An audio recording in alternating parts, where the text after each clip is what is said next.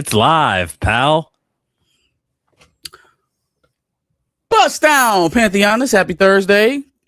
Who we got in the chat already? What's up, Professor Film Fan Lawrence? Good to see you both. Yeah. How we doing, Chill? I'm doing okay. Gonna wrestle my way through it today. Gonna wrestle. I hear it. Sometimes you gotta grin and bear it. WWE time. Okay. A week ago, talking to you guys about people who do reaction content and whether or not it's transformative or not, and this and that. We showed Gilly Mania, who was a content creator who got his thing banned. Well, here's Gilly Mania today. He was featured on Raw. After I got banned, I just got banned, and they put me on TV. They put my reaction on TV after I got banned. Are we for real? I respect that opinion. He can go even more hammer than that. He really could go harder than that. He should maybe even go harder than that. Honest, it seems a whole lot like Damage Control, because just like the PLE blackouts for bars in the area of hosting cities, it's just not a very popular thing, and it's so money hungry, like to the degree that almost you're going overboard with it. Right now, you're almost dampening out fan excitement. Well, not almost. You're putting cold water on fan excitement for the sake of ownership, right? And I guess if it was losing you money, that's one thing, but just for the sake of wielding the biggest stick, it is really cutting off your nose to spite your face. So what about this other theory that I have? Maybe that they did this because that's the TKO side, that's the internet side, that's the content creation censorship side. But the WWE creative team, like the people like Cody Rhodes who wrote that promo saying a lot of people are watching and doing reactions, like there's different arms to the WWE. It's massive. And it was and that's what it was. It's just a miscommunication between the two sides. Like one side is going, oh, well, we're supposed to do this on the internet side because we're the internet people. And then there's the WWE people who are doing the creative stuff, who love it. So I would say if you get to that nuance of it, the separation of WWE for TKO, you're probably very deep into WWE or wrestling in general. If you know enough to know that we should be blaming TKO for certain things and WWE for others, if you can split the responsibility between creative and overall, day-to-day business activities, you're really in the inside baseball of it all at that point. Like, you're not a general fan. And so I think for a common person just scrolling the internet saying, oh shit, WWE's banning content creators, would not necessarily separate that from WWE, the brand overall. Most people probably did not. If you did, it's probably because you're privy to some not inside information, but you're more knowledgeable about the industry. You're more knowledgeable about the organization. I don't think most people separate TKO from WWE the way that you and I might. Aventica says, hey, what's happening here? Oh, we're just talking about big businesses, corporations like the WWE, as well as Sony This is Pictures some of the Entertainment. best action that we've had. Let me pause that. Sony Pictures Entertainment is going to flag us if we watch this whole thing, even though we're going to talk about it, provide commentary, and transformative. But if we play more than a consecutive 8 seconds, they're going to go, whoa, wait a minute here. We deserve to monetize this whole entire video. And that's terrible. It's crazy. It's terrible. I want to be able to provide commentary on this, fair reaction, a little bit of, oh, look what they're doing in the movie. I heard what Tom Holland just said. Like, I want to be able to add, but they won't let me. So we won't. What we'll do is we'll skip ahead. Oh, this is the day he must have got injured. We'll skip ahead. We'll skip ahead. Oh, yeah, all the fans were there. That's cool. A lot more women than men, huh? For sure. Tom Holland. There's some dudes. Yeah, but he's Spider-Man, so you would figure some men would show up, like superhero fans. Like, maybe I'm being stereotypical, but I think it's a male-dominated field with fandom and stuff. But yeah, they were off work, off school. Checked them out. Photographers take pictures of pretty things. They found the most girlified section of the crowd and snapped away. That's a good explanation. Yes. And he waved. And he probably went to a children's hospital because he likes doing that stuff. As he should. That's all. That's cool. The children's hospital thing. I love when celebrities do that. And it's got to do something for them also, right? Like bringing joy to people, the gift of giving, all that stuff. That's true. It actually does make you feel better. Sure. Got to be one of the bright spots of the job. Hey, we didn't talk about the New Day and their contract negotiations. And I love that their exit from WWE is one of a position of power. And they have options because they're actually good at wrestling and they're over, so they can go to All Elite Wrestling. They can do a dream match versus the Bucks or dream matches. So I'm really happy with what they've got going on. And then there's a little piece that's inside of me. Never mind. I'll get to that later. What do you think about the New Day and their exit? So, I mean, what we're realizing now, and it took us a while to kind of get here, but with maybe you can even throw AJ Styles into this. With the departures of Brock Lesnar and his retirement, and now the departure of New Day, and also it's seeming like now Asuka's gone, semi-retired is the word I'm hearing on her. I think that they are asking a lot of people to take pay cuts. I don't think that that the New Day have been the only ones that have been asked to take a shave. There's reportedly a guy on the roster now that's like a heavily used guy that actually took the pay cut around the same time that the New Day said no. For the standpoint that, hey, I can go get max dollar, but then I'm going to be on TBS 2 days a week and we'll have half the exposure, as opposed to take half the money now, but still be able to push my brand at the same level that's being pushed at right now. So it's kind of a weird catch-22 that they're in. I think most of these retirement / releases are due to money. I think TKO has realized that they were going for champagne and caviar when they should have been going for Cheese Whiz and PBR. And once you push those people away, it's very hard to get them back. And so now we're like, all right, well, let's turn over the couch cushions and see where all the extra money is gone. And so we're like, well, you guys aren't doing house shows anymore, which I don't know what they're the ones that stop the house shows. It's not like they are not doing house shows by choice, but in saying that, it's like you're doing less work for the money that we said we were going to pay you before, but now you're not doing the same amount of set work, so give us half of it back.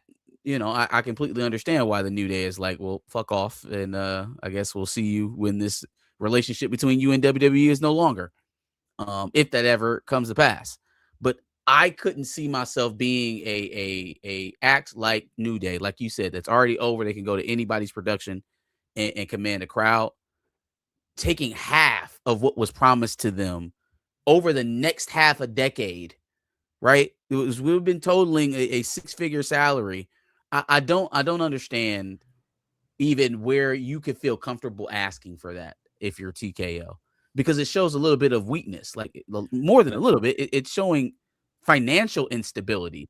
You're going to some of the biggest acts on your roster and you're asking them to take half the money. That doesn't scream, hey, we're doing well. Yeah, clearly there's a budget. And then Austin Creed was offered, hey, come back because we can make you do WWE 2K, right? Because you're the video game guy. He said, nope, he's not going to be that. He can be the video game guy when he retires because he's the video game guy, but he'll be fine. And what I'm looking at is Street Profits exist. Powerhouse Hobbs, Carmelo Hayes is barely getting screen time. Trick Williams. I know there's a tolerance. I don't care how much. I think Hayes is on color. He literally hasn't been on the show, so I think he's taking a breather. I hope so. I hope that's all it is. But I know Triple H and I'm worried about just any executive really. Is our product too black? So to see New Day step away, to step off, to go away, and like they were done ascending, and they achieved what they were going to achieve. I'm kind of happy with it. So for that reason, for white tolerance, I'm okay. I'm okay. What up, Darius? What is going on? Nah, shit. Doing Same splendid. old. In the comic book world, there is something worth pointing out. Now, awards, whatever, who really cares, right? I know they're not really that important, of course. That said, the best writer nominations for the Will Eisners 2026 are Dennis Camp, Scott Snyder, Kelly Thompson, Marika Tamaki, James Tinian IV, and Go Blue. Stephanie Williams is in there too. So her book Temporal was getting a lot of love in this award. So very good to see her succeed. And then the Storm ongoing series was nominated for best of 2025, I guess the year was, ongoing book. And so that's worth noting and congratulating for what it's worth. I got to vote for Buddy in the top left corner. Shout out to him. Go Blue. Oh my god. But yeah, no, that's awesome. That's like the only picture of Kelly Thompson, by the way. She never does face things or conventions and stuff. You said they stole that from her Facebook. Yeah, it's everywhere. Like that's the picture of Kelly Thompson. Smart though. Protect your mental.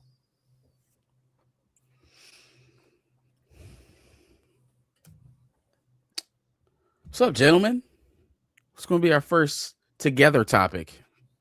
Got through the wrestling section of things. We can jump to DC. Here's some TV shows from DC. My Adventures with Green Lantern. We've got this one, which I don't know what it's called. DC Studios Starfire. That's an interesting one there. And we got Bane also appearing. Whoops. Sharing the wrong screen. I'll fix that in a second. But Starfire is the most interesting thing to me. Mind you, that was not something that James Gunn introduced early in January 2023. Here's chapter 1. No plans for Starfire. So for the 100th time, we can scrap that. And there's really, we're in a new world right now, new era, new everything. Forget what he promised in the beginning. But Yeah, Starfire. no, that shit's done. Starfire looks cool. I mean, the Bane series, I'm intrigued. This is all animated stuff, right? This is not the Bane and Deathstroke movie that they were talking about. Nah, it's not. And this is going to be in a film festival happening in June. We're going to have a first look at these. So they're in, like they've developed, they have footage. And Batman Caped Crusader Season 2, Creature Commando Season 2, DC Superpowers, Mr. Miracle. That's what this one was, Mr. Miracle. And My Adventures with Green Lantern. And which Green Lantern is it? Remains to be seen, like fossils in a museum. Yeah, I think the Lanterns news that we're going to talk about later makes that interesting in terms of them not showing who it's going to be.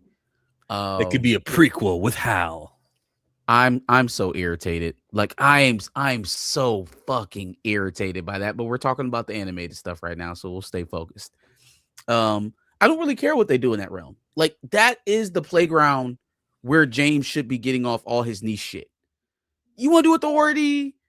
You want to do Creature Commandos? You want to do Booster Gold? Make that shit animated, and then it'll make it, for at least for me, it makes it a little bit more palatable when you get into your pet projects. Like when you show your fan card in some of these productions, it makes it a little bit more digestible for me in the animated space because you can take more risk, and it doesn't leave a lasting impact on your cinematic universe, right? I don't like him taking wild swings with characters nobody knows about for the sake of being right, it seems like, right? Like it doesn't seem like there's a reason or a rhyme to it. I'm just going to do it because that's what I want to do, and I can prove that I can be successful with it. Everybody else get out of the way and just watch. And I this is where he should be kind of taking the reins off and allowing his creativity to flow, if it has to be that at all. Much more than the Booster Golds and the Jimmy Olsens. How are you able to talk and then type this at the same time? That's crazy. You're multitasking. Hey, I'm a beast. You know what I mean? You ain't even see my fingers going. Canada doesn't take days off for Iceman. Yeah, man. Ain't it a national holiday tomorrow? May 15th, Ice Agent Day. National Send Them Back to Canada Day. Anywho, it's okay. Like, season 7 of Degrassi was the last time I liked Aubrey Graham. What you got on the animated stuff, Darius? I don't. I wish they wouldn't have changed their animation style. Young Justice, I would have loved to seen on this season 5 of Young Justice. I would have loved to have seen featured here. Unfortunately, it's not. None of these. I mean, I can't say that I'm not interested yet at all, really, because I love animation. So it really depends on the animation style for me. If the style looks like Mr. Miracle here, I won't be watching it. I don't like the I don't like that for Mr. Miracle. I'm not a fan of that. I think their movies, all their animated movies they did, like the Flashpoint and some of those others, that animation style for DC was the best. DC was killing it on the animated side. Nobody could fuck with DC on the animated side. They should have left that shit alone. They should have left it alone. I do not know why they have changed it, but these titles here, I can't say I'm not interested in them because, again, animation, this doesn't. I know that he did say that animation, movies, games, which are things I love that he's doing that all connects to the wider DC universe. So this could connect to the wider DC universe, but this is animated. So therefore I can have a little bit more fun with this rather than when you announce a Deathstroke Bane live action film. I can have fun with Bane and whatever he's doing with Batman because Batman's in it. Batman here. But yeah, the animation stuff, I don't really, it is what it is. I can't say I'm going to watch it. I don't know if I'm going to watch it. Yeah, it's one of those I'll wait. You guys can let me know if it's good or not. Like Punisher. Guys, let me know. Is it good or not? Is it connected to the rest of the MCU or not? Please, let's hold off on Punisher. Let's finish all this DC talk, and then we can move over to Marvel. So we got multiple DC topics, right? Usually we do, yeah. Let's get through. Oh, yo, Static Shock is on Tubi in the United States. You guys watching that? I haven't seen it yet. I mean, I've seen every episode of Static Shock already, so it's not. I can't say I have. I can't say I've seen every single, but I've probably you haven't seen all of it? Probably seen a majority of them, but not every single. Okay. Yeah, I guess maybe that's why I'm not like rushing to it, but I definitely will at some point. This could be so much that you forgot though that it's worth revisiting. Oh, for sure. No, I'm due for a rewatch. Definitely due for a rewatch. The next thing here on DC's that you sent is Chris Mundi on Lanterns. Wait, are we coming back to Bane and Deathstroke, or are we? I'll go back to it. Okay, I didn't know we were discussing how stupid this is. So wait. I don't really care. It is what it is. Yeah, this one. It's not two movies. It's not Deathstroke and Bane, or it's like Deathstroke and Bane. No, the two of them are going to be in a movie together, where they will either fight a bigger threat, either fight each other at the beginning, come together for a bigger threat, or just fight each other throughout the whole movie. Who knows? A script hasn't come in yet. All right, so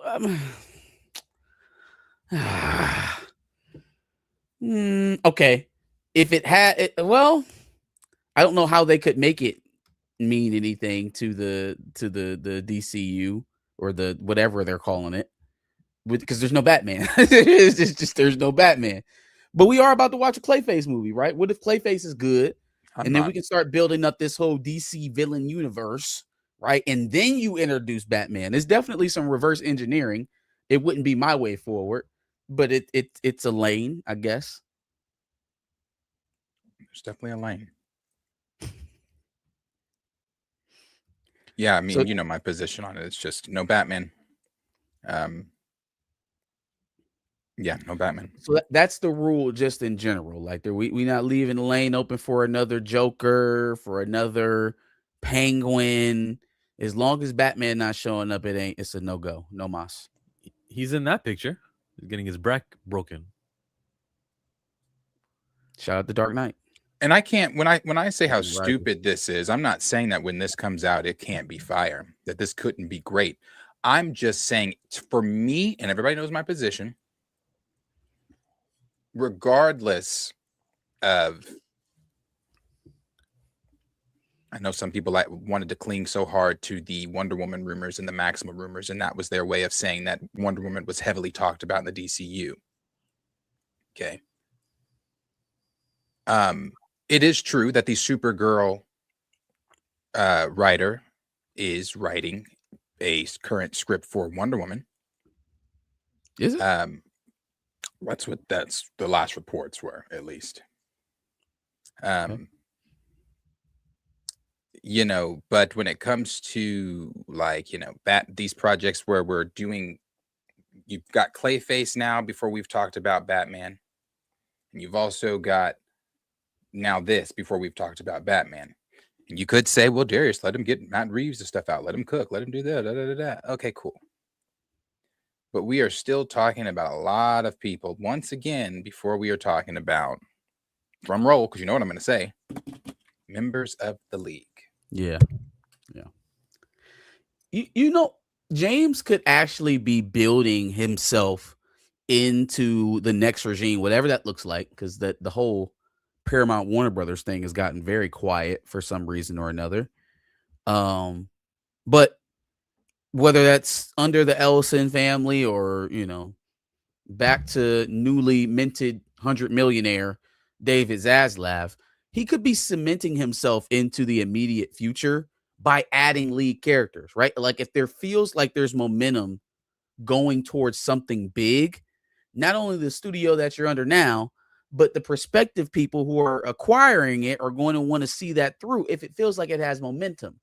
Instead, we're stuck in wait and see mode with characters that don't even if they hit, it's not like they carry the gravitas that's going to like bolster your studio.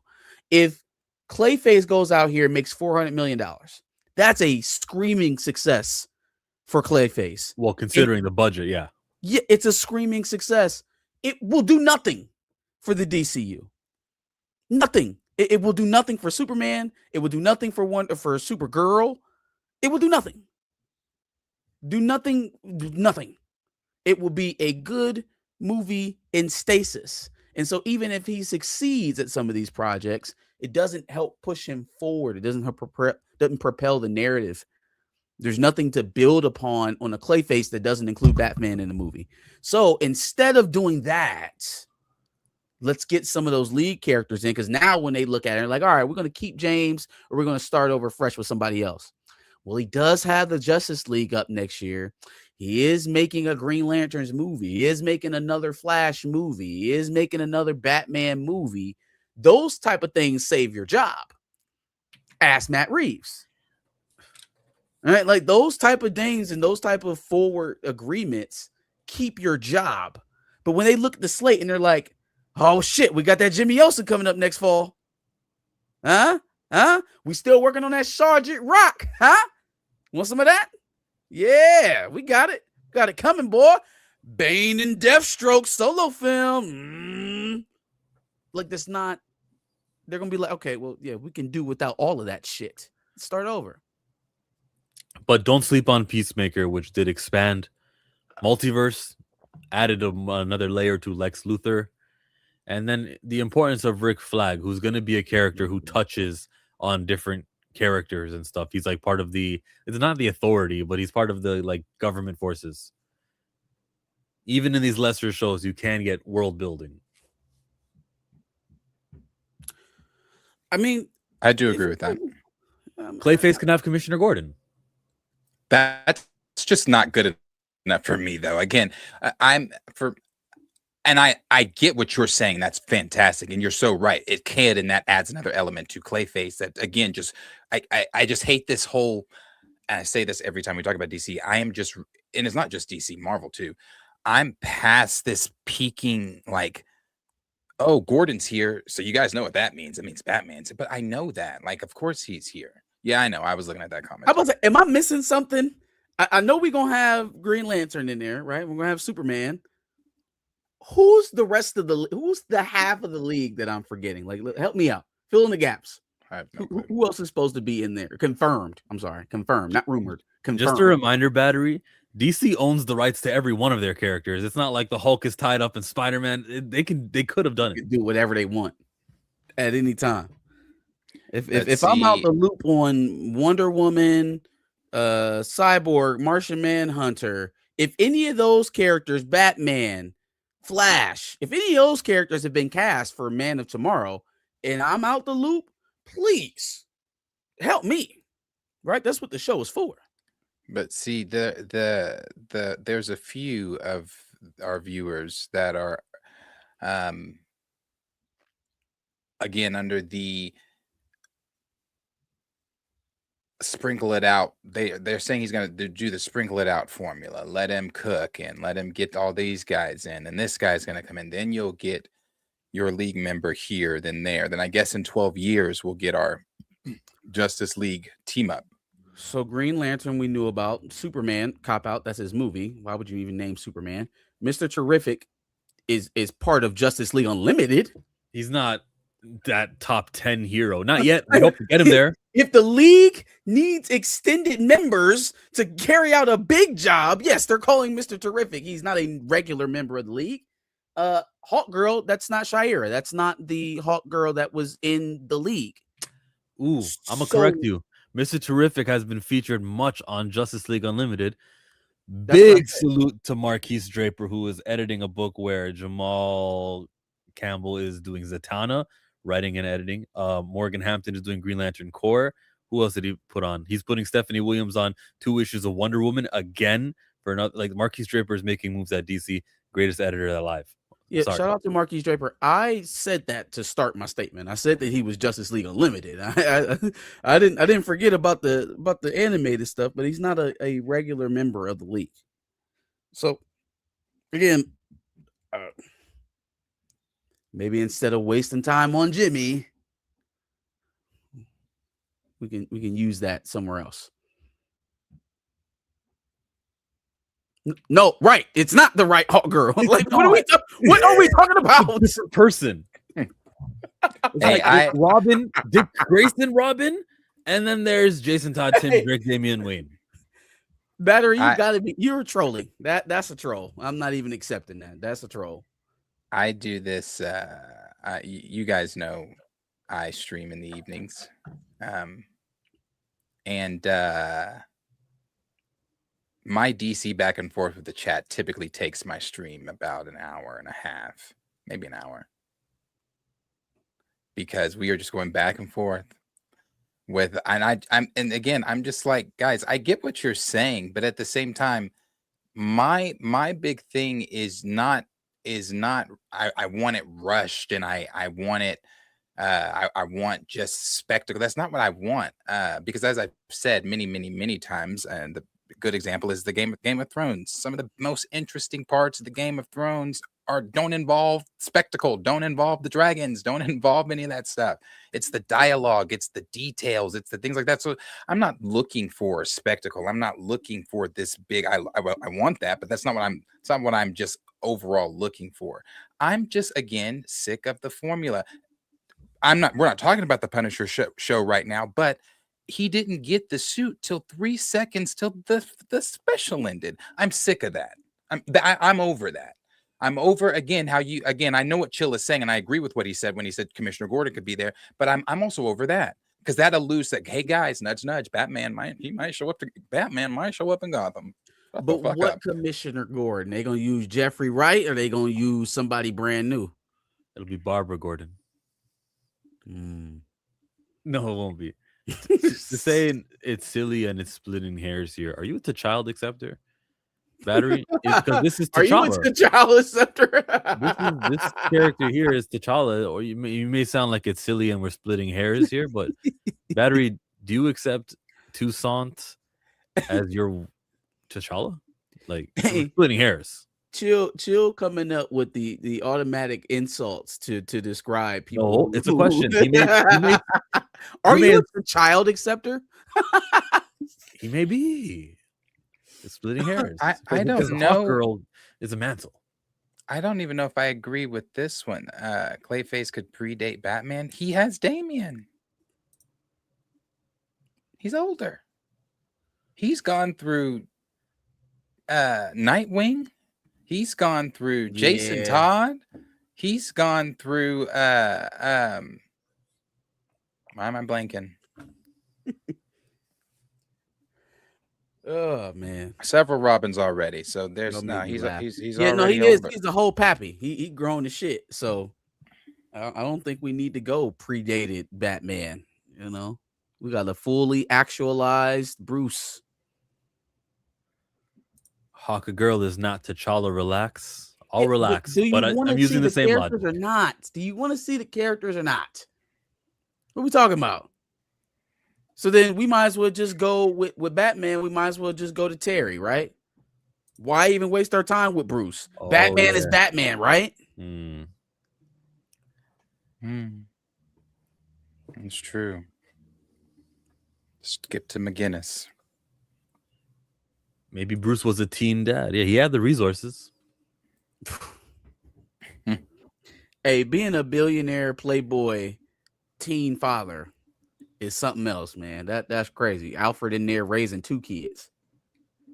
Poor guy. That's a sitcom right there. Now, Matt Reeves' Batman, on the other hand, now that's the side of the DC universe that is cooking. It's got What one movie is? left and it's gone. Say it again. You talking about Maybe. Reeves? Yeah, Reeves. They Reeves talking is, about completing a trilogy now. If he get, I do not see a world where we continue to play in James Gunn's journal on one side of things, and Batman 2 comes out on the other side of things, and one of those tracks just ends, even though it's making money, and the other one just gets to continue to play. It's gonna come to a head. The contrast between, he's just supposed to be the other world guy, and you supposed to be the guy. Only all the money is being made over there. yeah, because his I can tell you right now, which we already knew, some of the official cast that was confirmed, they had already said that those people were going to be playing who they were playing. That cast, we don't know the storyline right now, but that cast alone, and I don't know what year this is for him as Batman. And I like the first Batman, Matt Reeves. I think this is going to, I think this is going to be one of those rare movie moments where the second film is way better than the first. Could be. You got your boy Bucky doing Harvey Dent. Penguin's going to make his appearance again.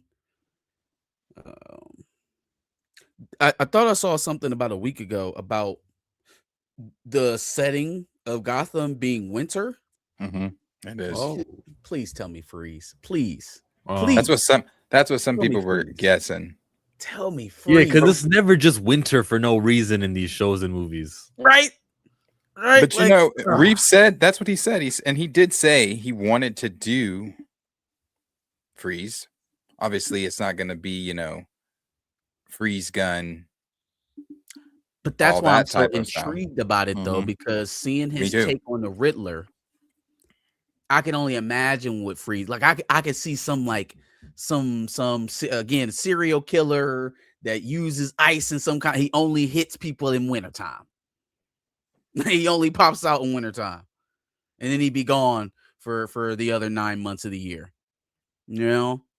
That's what I'm envisioning. Or he always puts his victims in the freezer somewhere. We've been guarding all the freezers, and somehow he still gets them in. That's the type of shit I'm on.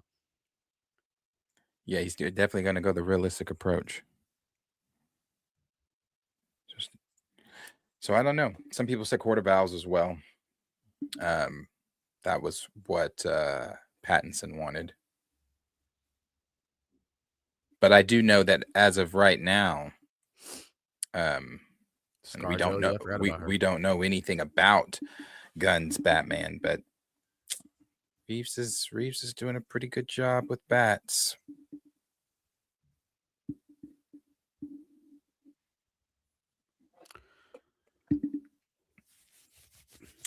Excited to see where. How about the Green Lantern stuff? Chris Mundi on Lanterns. This guy is a producer. He did Ozark. He's an accomplished man in Hollywood. We wanted to tell an on the ground story, and that has a couple of different mysteries inside of it. What we have going for us is that it's a Green Lantern story. They can conjure anything from the ring. They do go off the planet. Ooh. There's all these other powers that they have. We want to use everything that's great about the mythology of the Green Lanterns, but at the same time, we wanted it to feel like an upscale mystery, a very emotionally tangible story about these people that are in it. And he left out the part where the budget was decreased. God damn it. What's he supposed to say? I tried my best, but I know this one isn't my best work. He's gonna tell you what we tried to do. Yeah. No, I mean, okay, so this doesn't bother me as much as the updates about the time period does.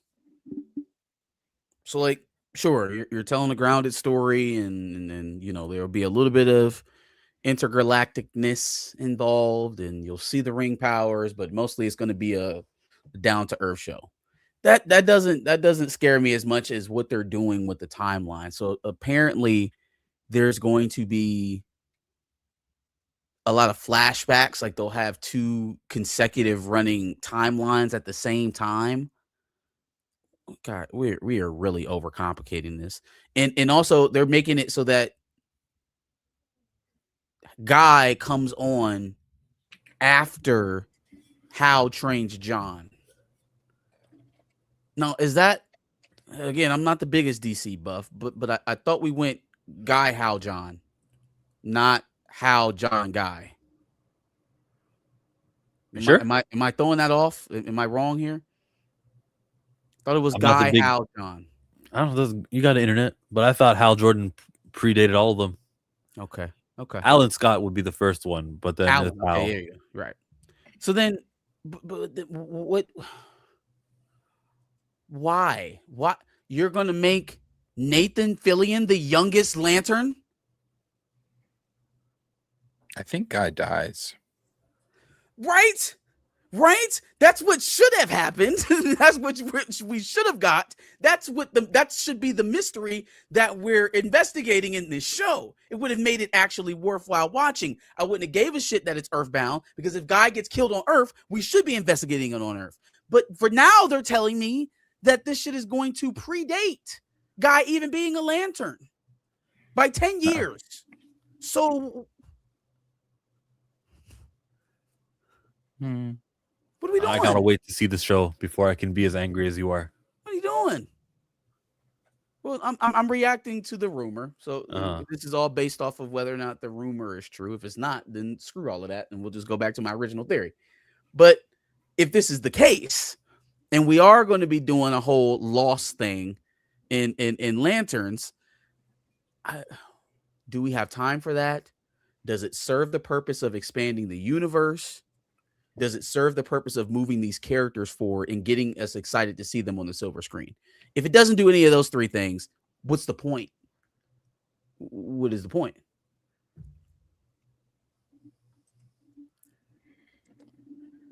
We'll see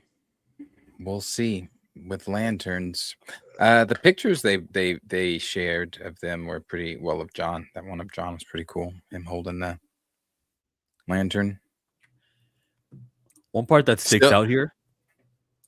I was gonna say, sorry, still no costume, but of course they're not gonna share that yet, because I don't think that happens probably till probably like some Punisher shit. Hey, I swear to God, Darius, how many episodes is in this show? I don't know. I've been asking. I think it's 8. Let's say it's 8 episodes. If he don't get that suit until episode 8, I'm gonna find a physical copy of the Lantern so I can record myself chucking it off a freeway. The part that sticks out here is they can conjure anything from the ring. Okay, there was an artist, I forget who, and he had challenged himself like, I'm never gonna draw the same energy construct twice. And so, if he needs to lift something up, he'll use a bulldozer, he'll use a shovel, then he'll use. So that creativity could be what we talk about week after week. Hey, did you see what Green Lantern created? Yeah, I can't believe he put a diaper on that guy. Or I can't believe, like, I'm sorry. I could use a better example, that potty humor. But like, oh my god, did you see what he did? He smacked him. He turned his hand into a glove and slapped him in the face. And then he said, what did the 5 fingers say? Oh, that's from Chappelle Show. We can have fun with this. Well, see, I'm into the whole true detective angle of this. Like, I'm down. I'm there. As long as the crime is consequential. Like, don't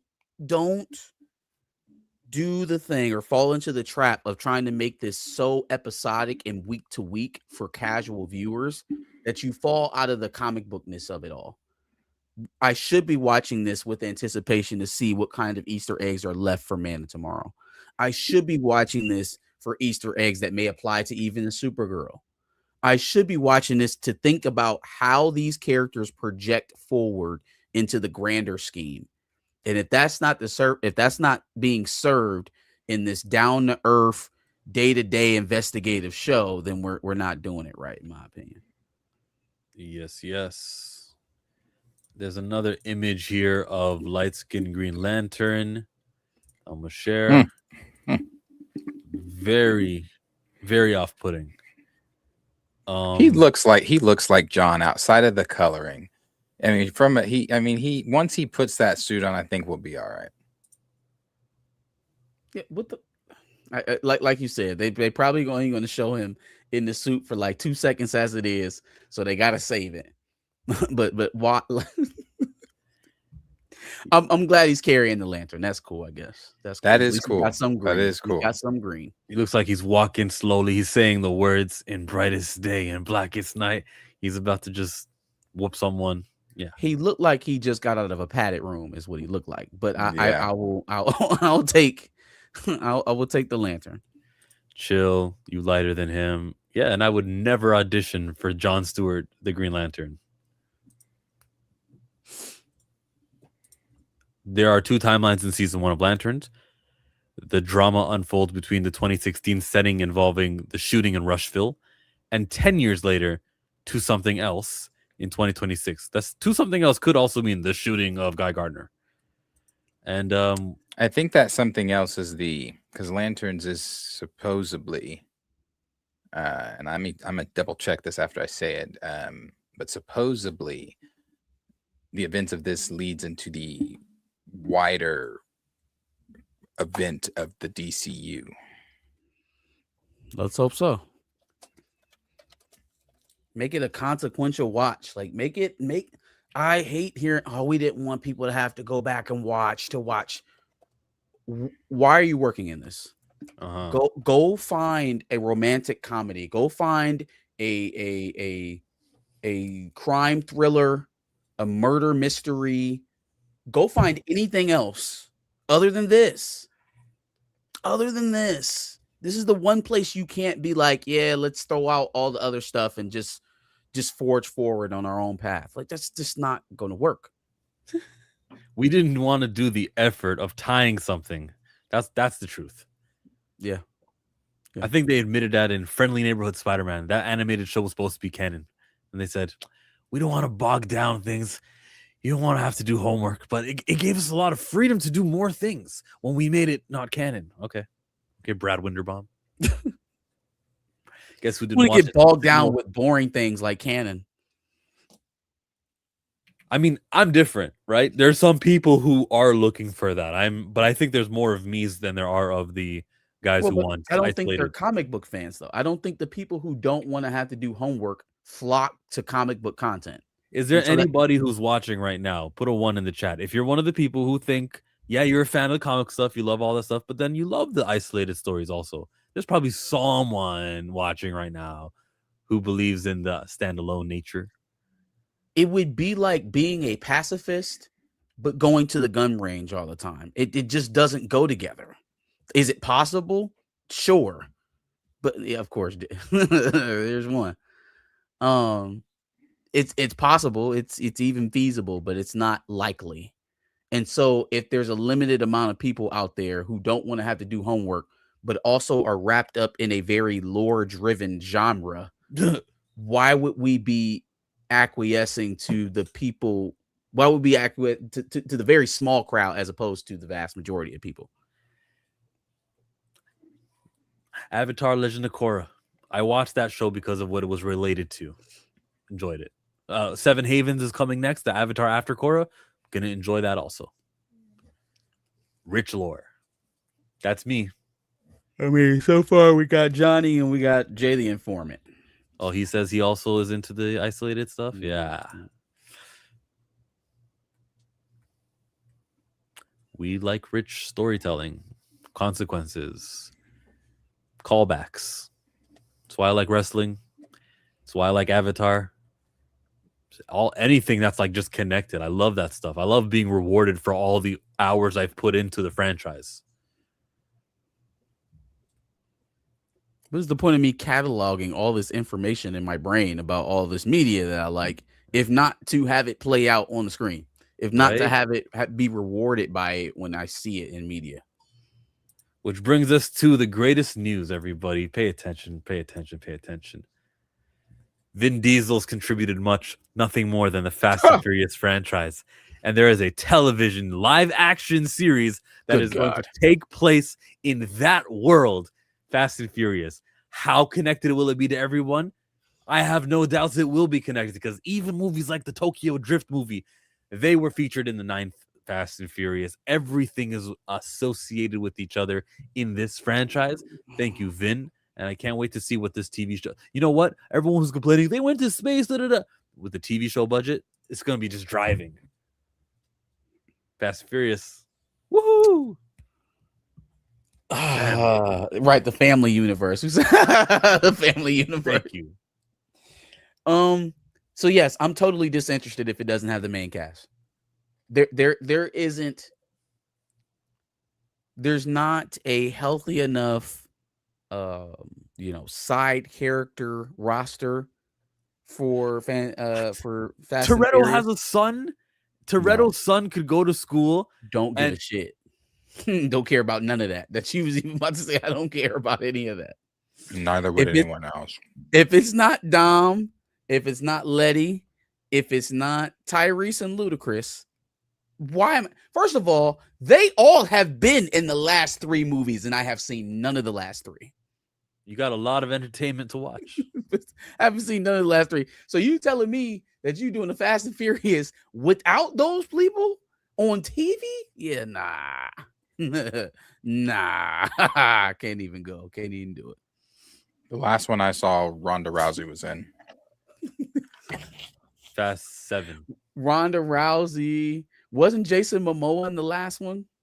Yeah, he played Dante. Great villain. That's gotta be Dominic's like brother or cousin or some shit like that. Dante. Maybe that'd be a great reveal. They're actually related. Yeah, Vin needs to let it go. I think, this, and again, I agree. If you are doing like, these are new members, new people, I don't know, maybe Vin Diesel shows up in a cameo or something. You know what? I bet you it's in his contract that he's in every episode. So, it's gonna be a Dom miniseries. But those, I don't know if they're getting everybody else to come do a series for this. First of all, Tyrese coming, because that's the only thing he got on the docket. He reminds us about that anytime a Fast and Furious movie is not being shot. I ain't got nothing other than Fast and Furious. I don't know. Ludacris will probably show up. He thought he had Spider-Man for a minute. Remember, he was telling us how the Marvel universe was gonna work. Boy, you ain't got Spider-Man. You got Morbius. You got Morbius. But yeah, I think most of them would.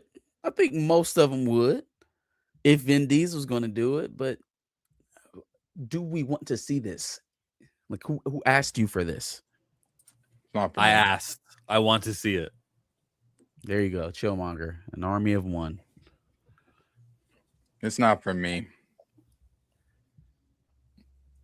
Paul Walker died. His character gets to live. Recast T'Challa, right, guys? Recast what happened with Brian. I got you there. I thought Brian was picked. I thought Brian was a stay-at-home dad in the universe now. Yeah. He pulls up to barbecues. Okay. What movie was that? What are they on? 19? we just finished the 10th movie where he was protecting Little B.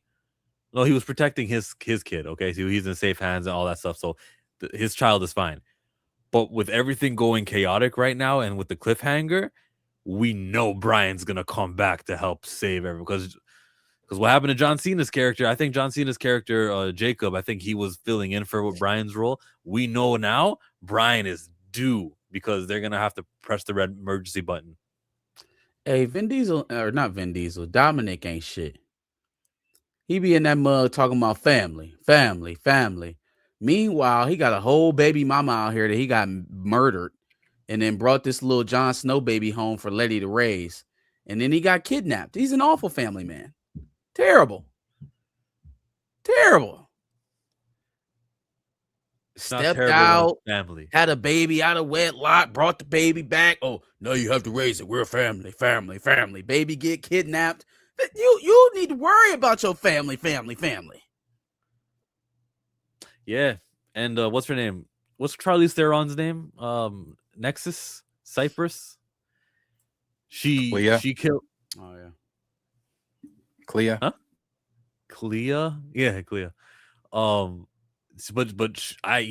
don't like her at all. I don't think that the team should look eye to her. I don't care. Ramsey. No, Ramsey's the name of Natalie. Wasn't what's her name? wasn't Charlize Theron the villain in 7? Yeah, she was a villain, and now she's not so villainous anymore. She's still. I thought she died in 7. Oh, she's gonna be the villain in number 11. She been the villain for 4 movies. Nah, look, Jason Momoa's character is the villain of 10 and 11, and Hobbs and Shaw. We found out Hobbs and Shaw. Yeah, at the very end. Jason Statham in The Rock. The Rock, yeah. Rock was in the post-credit scene. We're getting back The Rock in this next movie. It's everything I want. I'm good. Like, I'm gonna be so happy with how this turns out. The Rock agreed to this. Sorry, yeah. Vin Diesel must have said sorry. And The Rock, I'm sorry.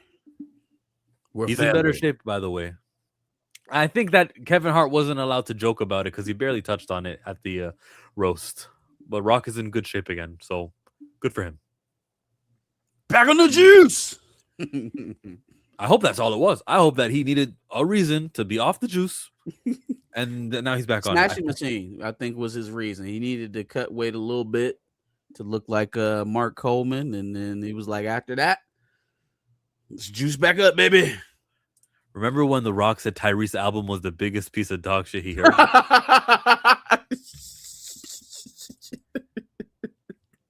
Yeah, he could do the muscle suit also. He really could. They're good at that, hiding that.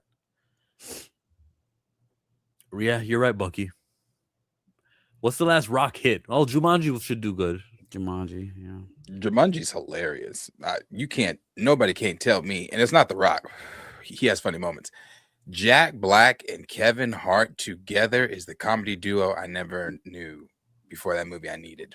Jack Black as that girl is hilarious. This shit is so funny. And then in the second one, Kevin Hart is the old man. Yeah, I'll be there for the third one. The Rock's bad movies performed bad were Black Adam, even though I liked it. And he did another one. Smashing Machines didn't do too well, but he wasn't going for money. He was going for awards, and he didn't even get that. Can you be at WrestleMania 43, Dwayne? Can we get you versus Roman Reigns finally? Samoan Adam. Nah, that was a joke that Kevin Hart made. I guess we'll get into that, right? That was on the docket anyway, the Kevin Hart roast. But The Rock shows up towards the ending of it. Nobody made a Rock joke. Like, barely anybody mentioned Rock. I guess it was a secret that he would be there. And I think that's to protect his image and stuff, and people can't say certain things. Yeah. But he was the last guy to perform. Everybody got like 10 minutes. So the host, Shane Gillis, came through, and I did not enjoy much of his comment. Like, it was funny watching him and Chelsea Handler try to like out white supremacy each other. Thank you. He's like, oh, you're all right. You're a white supremacist. He's like, oh, you're a Zionist. And it's like, Spider-Man meme. There's a great skit I saw on Instagram, which I'm going to play now, from content creator Do Mode Rapper. Kevin Hart is so tiny. How tiny was he? He's so tiny that if he were around during the slavery days, they wouldn't use a whip to tear through his black back. They'd use dental floss.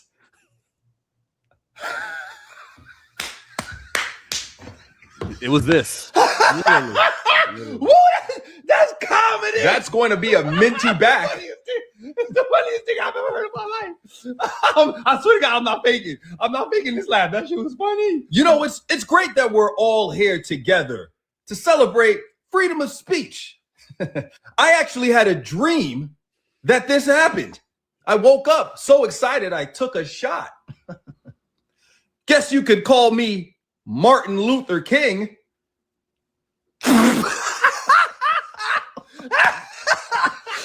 All right, one more, guys. One more. Where's Cheryl Underwood? Hey, sheet, man. I see there's a lot of black women in the audience tonight. Cheryl killed it. Wouldn't it be crazy if I snuck into your house and shot you while you were sleeping? Oh, yeah. R.I.P. Breonna Taylor. Cheryl Underwood's one, like, not to get off of this topic, but I couldn't imagine, bro. I couldn't imagine letting people get up there and talk about that subject matter. Yeah. That's it. It felt uncomfortable at moments. Like, damn. I get nothing's off limits in a roast, and you're supposed to go as hard as you possibly can. But I don't feel like, when I listen to the roast master or Jeff Ross on any of the other roasts I've seen him on, that he's made me uncomfortable. You know what I mean? Like, even with Cat, I feel like the biggest thing out of that roast should have been the fact that Cat Williams and Kevin Hart were in the same room telling jokes. That should have been the biggest story. He ended up having one of the more tamed sets of the night, which is crazy because that's Cat Williams roasting Kevin Hart. Mm-hmm. He made a joke about the Diddy party. It's not that you went. It's that when we bring it up, you get quiet. You get all quiet. I'm like, can you cut the camera to Kevin? I want to see what he does. He just kind of laughed it off. Yeah. You know what? There was some real. Okay, so back to The Rock because he's my guy. When they said the joke about, Kevin said, like, you don't know, because Kevin went last, okay? So he was allowed to roast The Rock. You don't know that you're black also. I'm like, I wonder how Rock reacts to this, right? It's something he's heard before, right? And he just kind of laughed, chuckled at it. Like, okay.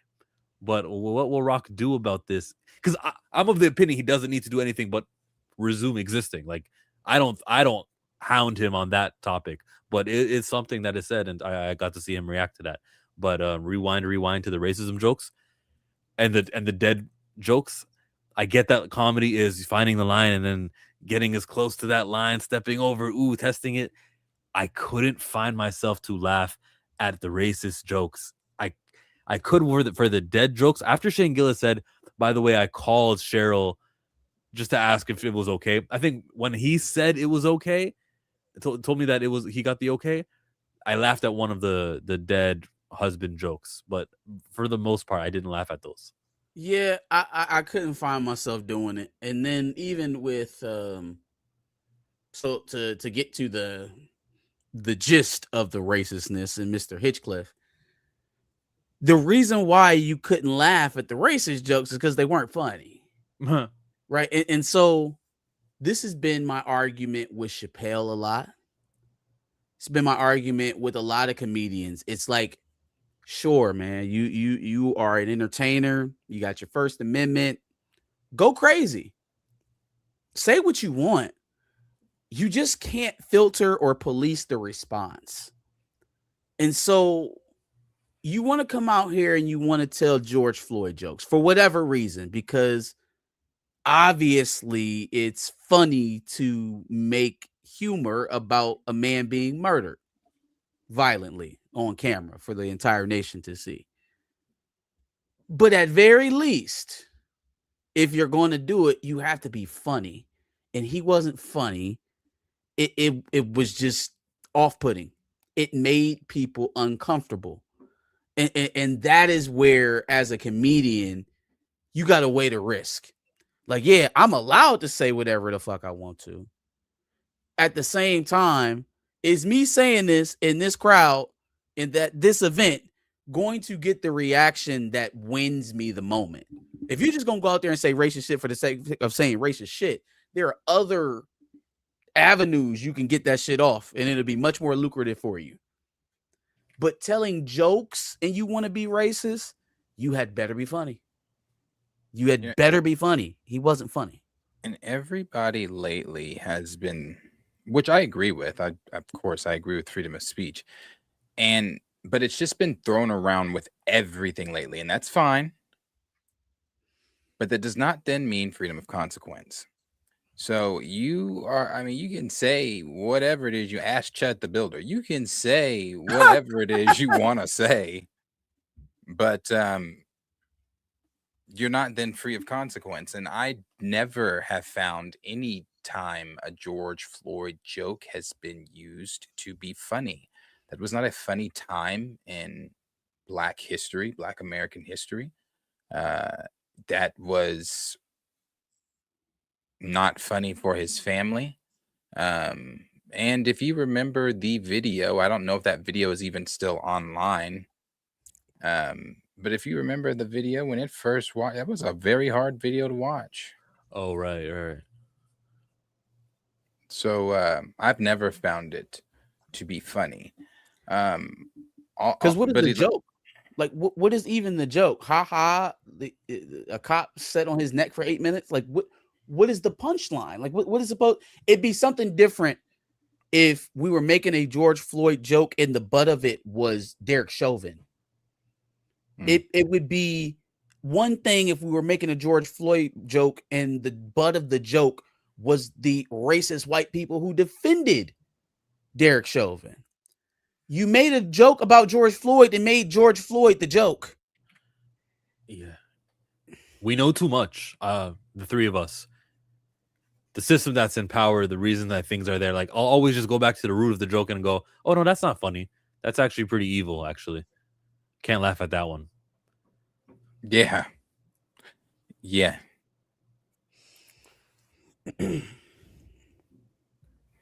Yeah. What did you guys think about Kevin's reaction to the George Floyd jokes? Right. Pretty telling. Pretty disappointing. It was giving Chris Rock sitting in a room with with Jerry Seinfeld and who was the other? Was it Gervais? Richie Gervais and Louis C.K. Yeah, and they all throwing around the only nigga at the table is the only one that didn't say nigga. Or Jerry Seinfeld said he didn't like to say it, but Gervais and CK was getting it off, boy, and he just let that motherfucker fly. He just let. Was this a round table that they did? Yes. Mm-hmm. I'm assuming this is old. Yes. I've not seen that. Yep, Chris Rock sitting right there, just hakiki and all gums and teeth. Well, that doesn't shock me. Chris Rock is again one of those Black when it's convenient. And you know, I don't want to necessarily lay that all at Kevin's feet, but it was giving that type of energy. It was giving that, oh, I'll smile to protect you. Yeah, I'm playing the game, and yeah. You know what I got tired of during that roast was Chelsea Handler's here. Draymond Green is here. Like the introducing the person before you make jokes on them. You can't do that when you're like an hour into the special. We already know who's here, right? Pete Davidson's here. Guess what? Pete Davidson, like, shut up, guys. Just get to the punchline. So they should have known the order that they were going to be in, so they didn't begin the jokes that way. Maybe that's for every roast. I don't watch enough of them. I saw the Tom Brady one, but I thought that was pretty lame. Draymond, did you laugh at that? You laughed at that. Come on. What, Draymond? Yeah, Draymond was roasting Kevin Hart. No. Yeah, the people who I knew had I'm written, not asking you. jokes. No, You're no, not asking me. Marcus, we're asking Darius about Draymond Green, doing his thing, making some jokes here and there. I don't know. I don't find Draymond funny, especially when you come off the heels of the week that he had. I don't find Draymond funny. Hey, somebody got at him like you should be in the playoffs right now. Like, thanks for being here. And I'm so sick of this. And I'm not swaying basketball, but I'm so sick of this Giannis talk. Actually, let me not even go there. So anyway, yes, I don't find Draymond funny. They booed him every time he spoke. That's right. He should have. He was fine when he was in the Austin Reeves of it all. Once he got up to Charles Barkley, he should have pumped the brakes. Should have pumped the brakes. And then with that sorry ass, you guys just want to paint me as this bad guy. Nigga, then stop acting like the bad guy. We're not painting you as the bad guy. Like, you nobody act forced like the this bad guy. situation, bro. You got in front of one of these and you just got to letting it fly. So like that's on you. You grown, bro. He expected Kenny and Ernie to be like, Yeah, no, ain't Expected the nobody about to people- sit around and let you disrespect Yeah. Sir Charles. and like people and like all the analysts were pointing out on different shows, the various different shows and things like that, and even just regular old TikTok folks, your entire career doesn't even measure up to Charles's Houston days. And it's like, yeah, Charles is one of the greats, brother. Like, and you're up there. So anyway, I don't care for Draymond. Unless that clock is running and there's 48 minutes and he's got a Warriors jersey on and he's contributing. That's the only way. I'm like, let's go, Dre. Other than that, I didn't I'm know his cool on wife was sisters with Kevin Hart's wife. I didn't know that either. I'm sorry, what? Draymond Green's wife, Kevin Hart's wife, they're sisters. I thought his wife was Asian. No, Maybe his wife his is new black. wife. Dre's wife? Or No, Kevin Hart's wife. Oh, I don't know. Maybe got one of his divorced. ex-wives. Okay. The first one is black for sure. His ex-wife, Yeah. Tori Hart, is black for sure. Dre's wife is black. And so Ah. something happened in Las Vegas. That's where he cheated and got caught. I didn't know that about Kevin Hart. But yeah, they got personal there. The big cheating scandal where he got caught in the back of the car with that woman. No, I would guess I wasn't paying attention. I know Kevin Hart got in a car accident. I know that. I know about the Oscars and how he had to do the apology tour and then he just like, fuck it. This know was all within the same like 5 to 7 year span. He had got caught cheating very publicly in Vegas and almost lost his wife, and then all the rest of that stuff ensued. Yeah. I thought, the different breakdowns that people are doing over Cats was great. I thought Cat was great. Didn't go as hard as like you guys said, as I wanted him to go, but he was good. Mm-hmm. Yeah. Will you watch another roast? So Tom Brady had that Netflix roast. Kevin Hart had a Netflix roast. I watched Justin Bieber's. I watched Tom Brady's. I watched this one. Bieber did one? Wow. Mhm. Wow, really? This was after all that. You know how he went, spiraled for a little bit. This was after the spiral. So this was like fresh off. So the jokes were hitting hard. Yeah. I hope he's fine. Who do we do next? It can't be a woman, right? Like, it has got to be a male. Why can't it be a woman? I wouldn't, because the jokes would be the same thing over and over again. You slept with so and so. Look at you. Like, I got tired of that with Chelsea Handler. Was that Chelsea Handler's jokes? You slept with this, you slept with that. Is that all they said about Chelsea Handler? That's all they ever said about Chelsea Handler. They roasted her about how she's promiscuous. Well, first of all, Loves black men. the roast is meant to grind you about stuff that people may know about you or public controversies. Like, they're going to rub your nose and stuff. Oh, Kim If Kardashian. you're known for being promiscuous, if you known for having a bunch of celebrity relationships, that's what they're going to target. Kim I don't think Kardashian. that should stop if you're a woman. She hasn't. No, she has never done one. No, I doubt she would. She attended the Tom Brady one. She was in the And audience. got booed, and then they've digitally removed the boos. Oh, okay. She'll not do it then. They booed Chelsea Handler at No, Tom they Brady, booed. bro? They booed Kim Kardashian. Oh, haha. Hey, Stephen A. Smith should be up. He'd do it too. He'd do it. He might. They would eviscerate him. Is he A-list? B plus. Yeah. He's not Kevin Hart, Justin Bieber. B plus. Yeah, Stephen A. Yeah, I like the roast. It was fine. You should watch Justin's. Yeah. You should watch how many times he takes a sip of whatever the fuck he's drinking. It's funny. Hey, let's move on to. Hold on, one more thing. During Tom's, what was it that he said to whoever when he was like, "Don't talk about" or whatever? Who was His what was that? wife, because he got a divorce with his wife, and his wife was dating the yoga instructor, I think. Oh yeah, that's what it was. That's what it was. And he like told the dude, "Don't talk." About That's that. my kid's mom. And I think that's legit. But like that was gonna come up, dude.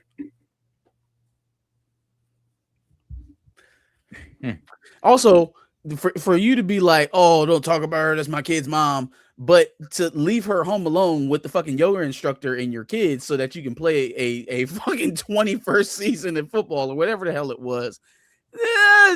Maybe you should have been acting all of that huffy and puffy when it was time to quit playing. I mean, I think if you are a couple like that has money and you are able to hire a yoga instructor to come to your home and do that with you every day, I would think, the boundary would be you need to hire a female yoga instructor. And if it's myself, hire a male yoga instructor. So that way, when I do leave, if I do leave, there ain't no downward facing dog. Shaq would be great. Just don't invite the racist comedians. Do all the Shaq impersonators, a couple of basketball players. Yeah. Dwight Howard could come be the Cat Williams role. That'd be nice. Yeah, Shaq would be a good one. Good pick. Shaq has a great personality, so and he's our sense of humor. So it'd be great. He'd be able to take it. Charles Barkley roasts him, man. Yeah. Let's go to The Punisher. Okay, chat. Everyone who watched the Punisher special, rank it out of 10. Is it a 1? Is it a 9? We want to know. The Punisher One Last Kill debuts with 83% on Rotten Tomatoes. Okay. It's Rotten Tomatoes. Yeah. Good job. I'm sure it's good. Is it connected? Did you watch it? Nah. Did you? I did. I'm gonna give it a 6. Was it connected? Well, maybe. Absolutely. I didn't feel any of the connection. They never really define when this is or they don't make it exceedingly clear when this is happening. Like, and all God's honest truth. Maybe I'm just being dense. Maybe I need to watch it again. But if you told me that this shit happened after season 1 of The Punisher, well, maybe not season 1. Yeah, no. When did his black friend die? When did the guy die? This really could have happened after the Punisher series. Like there's nothing, or it could be happening at the same time as Daredevil Born Again. They don't do a whole lot to define exactly when this is happening. Not watching this show. I'm sorry. Yeah. Not watching it. Hey, and listen, one of my biggest complaints with it, even though I think the action is, people, it was very different. Marvel's never done anything like that. I think this was the action. Again, I said last night when I was talking about it, I think this was the action that a lot of people were wanting with appropriately for Moon Knight. Instead of punch, black out, everybody's dead when we come back. Punch, phase to a wall, even though you're punching a fictional jackal. and all that kind of stuff. So like, I think this was the action. I give them kudos on the action. A+. Good job on the action. As far as story, as far as time or length rather, as far as he didn't get the suit until 3 seconds. This doesn't make sense. And then who gave him also the fade? That's what I want to know. He went and changed his clothes and came back with the crispiest fade. He lined his beard up. What? put I the know he spray didn't do in that the to beard. himself. He couldn't have done that to himself. The man was just carving an X into his chest over his army tattoo. So I know he doesn't have the wherewithal to then go and give himself a crispy lineup. Where did all that come from? Is this scene real? Like the CGI here? Curtis didn't die. So they say it's real. That looked like some AI bullshit. What they're saying is that was the It's stunt just over man. the face. Yeah. Yeah, and they had to put Bernthal's face on it. The entire thing looks like horseshit to me. When I first saw it, I said, "Oh, we couldn't use a stunt double." I was like, "Damn, that looks awful." Curtis didn't die. His friend, the army guy, he didn't die. Why was he having like visions of him like he was passed? Maybe they've, it's the MCU. Maybe they've taken certain elements from the Netflix show and made it canon. Certain elements are not. He was hugging all up on Karen. Hey, brother, I hope that's not your ambition. She is taken and spoken for. You gonna take a blind man's girlfriend? And something that really bothered me was the tone. I love the tone for Punisher, but the tone of New York. What New York is this? Yeah, I was like, is this New York? And then like while all the riots and shit was on, I was like, so is this at the same time as like Fist crackdown with the task force and maybe shit's just getting out of hand? But then there were no direct signs that those things were linked at all. It was more so the fact that she had paid all of them goons to go get Frank. So like I wasn't really clear on what the time frame was. It was a chaotic New York, and I'm like, well, when we go to, obviously it's not going to be that tone and that type of New York in Spider-Man, but you got all this shit going on. You got motherfuckers throwing dogs in front of cars and stuff, and there's oh yeah, that happened. And the director talked about it. There's no there was some violent shit happening. Old people were just getting beat up, and this is like the first 10 seconds of the. And I'm like, okay, this is a different New York. I'm like, where? I know Contract Spider-Man can't show up, but there's no other heroes. This is some violent shit happening. There's also something that we need to address with the whole Bernthal Punisher relationship that hasn't really. I don't feel like it's turned into a bit of controversy. If they continue, I think, to allow this marriage between Bernthal and the Punisher to be as influential as he is in that right now, I do think it's going to cause them some problems. Bernthal, his understanding of the Punisher, which I think is mostly accurate, is very much so pro-authority, pro-cop. Oh. And so he even mentions this too when he's talking about it. He's like, this is for our, this is for our officers. This is for, those people who are support our law enforcement. And it's like, okay, not necessarily bad out of turn. But then I'm looking at the show, and as y'all are describing it, it's just absolute lawlessness going on. Nobody's coming out to stop them. There's not enough good citizens to stop the mayhem. It's like we're projecting this image of lawlessness, and the only way to deal with it is extrajudicial violence.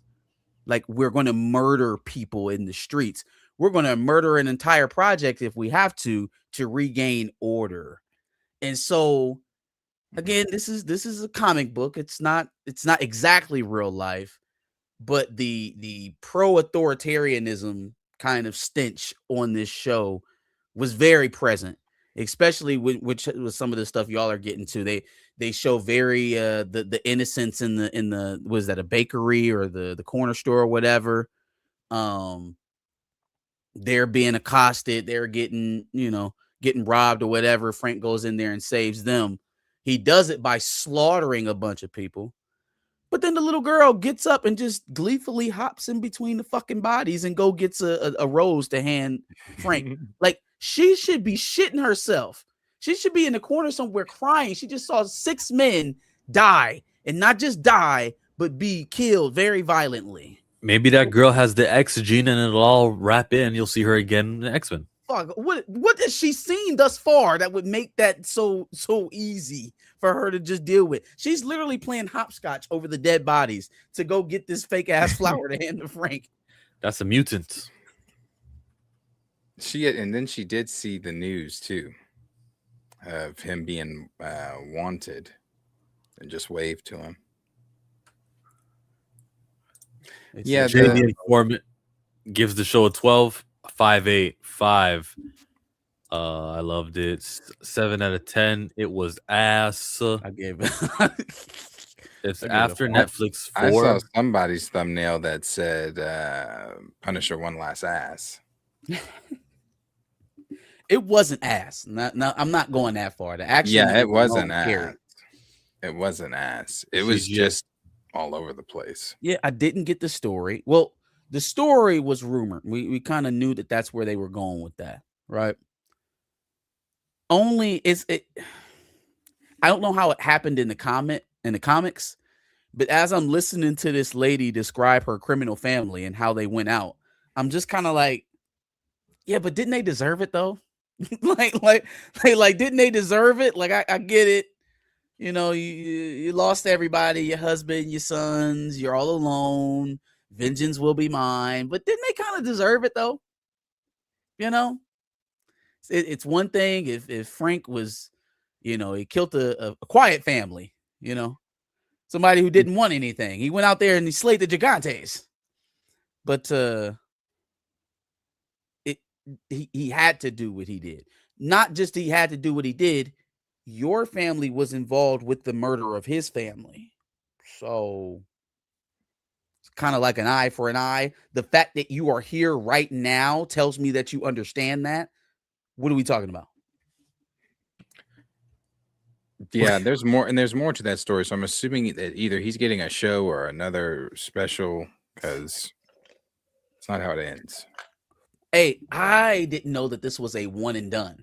So as I'm watching the end of the episode, I'm like, oh, okay, well, the next episode should be pretty good. That's set up pretty well.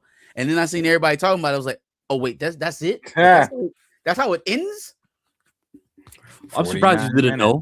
I thought we all knew. I thought it was obvious. This was a special. I thought it was a short thing, though. Like maybe like 4 episodes.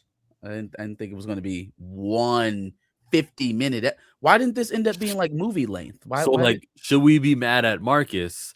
Or are we mad at the messaging from the company? And I don't know. They made it pretty clear, bro. I'm mad at Marcus for not paying attention. Fam, I didn't see a single trailer, anything for this show before it came out. I only heard about it because I watch a lot of streamers. I didn't see any type of promotion from this on any of the other Disney Plus shows coming out. Or I didn't see anything about it on Daredevil. I haven't seen shit for this show. It literally just popped up. So, like, I guess I missed the teaser trailer? I guess you did. Unacceptable. Do better. Mind your own business. Yeah, it's not one I'll revisit, but I don't revisit any of the specials. Didn't even watch the Guardians one. So... You didn't even watch the Guardian. Like, you were tuned out and disillusioned by these TV shows even back then. Guardians was what, 2022 Christmas time? You didn't even care about that. No. If it ain't the WandaVision trilogy, keep it off Disney Plus. If it ain't the WandaVision trilogy. Yeah, that's a trilogy I may not finish. Sorry. Hey, I've heard that Vision Quest trailer that they showed was pretty good. I've heard it. Don't look at me like that. I've heard it was pretty good. You have to relax. I'm telling you. I'm just telling you what I heard. I heard it was pretty good. And for the people asking, because we were talking about it last night, I guess no. In the trailer, Ultron wasn't in human form. He was Ultron. trying to see if I got a Drake dancing, but I don't. I'll go to Toronto Raptors.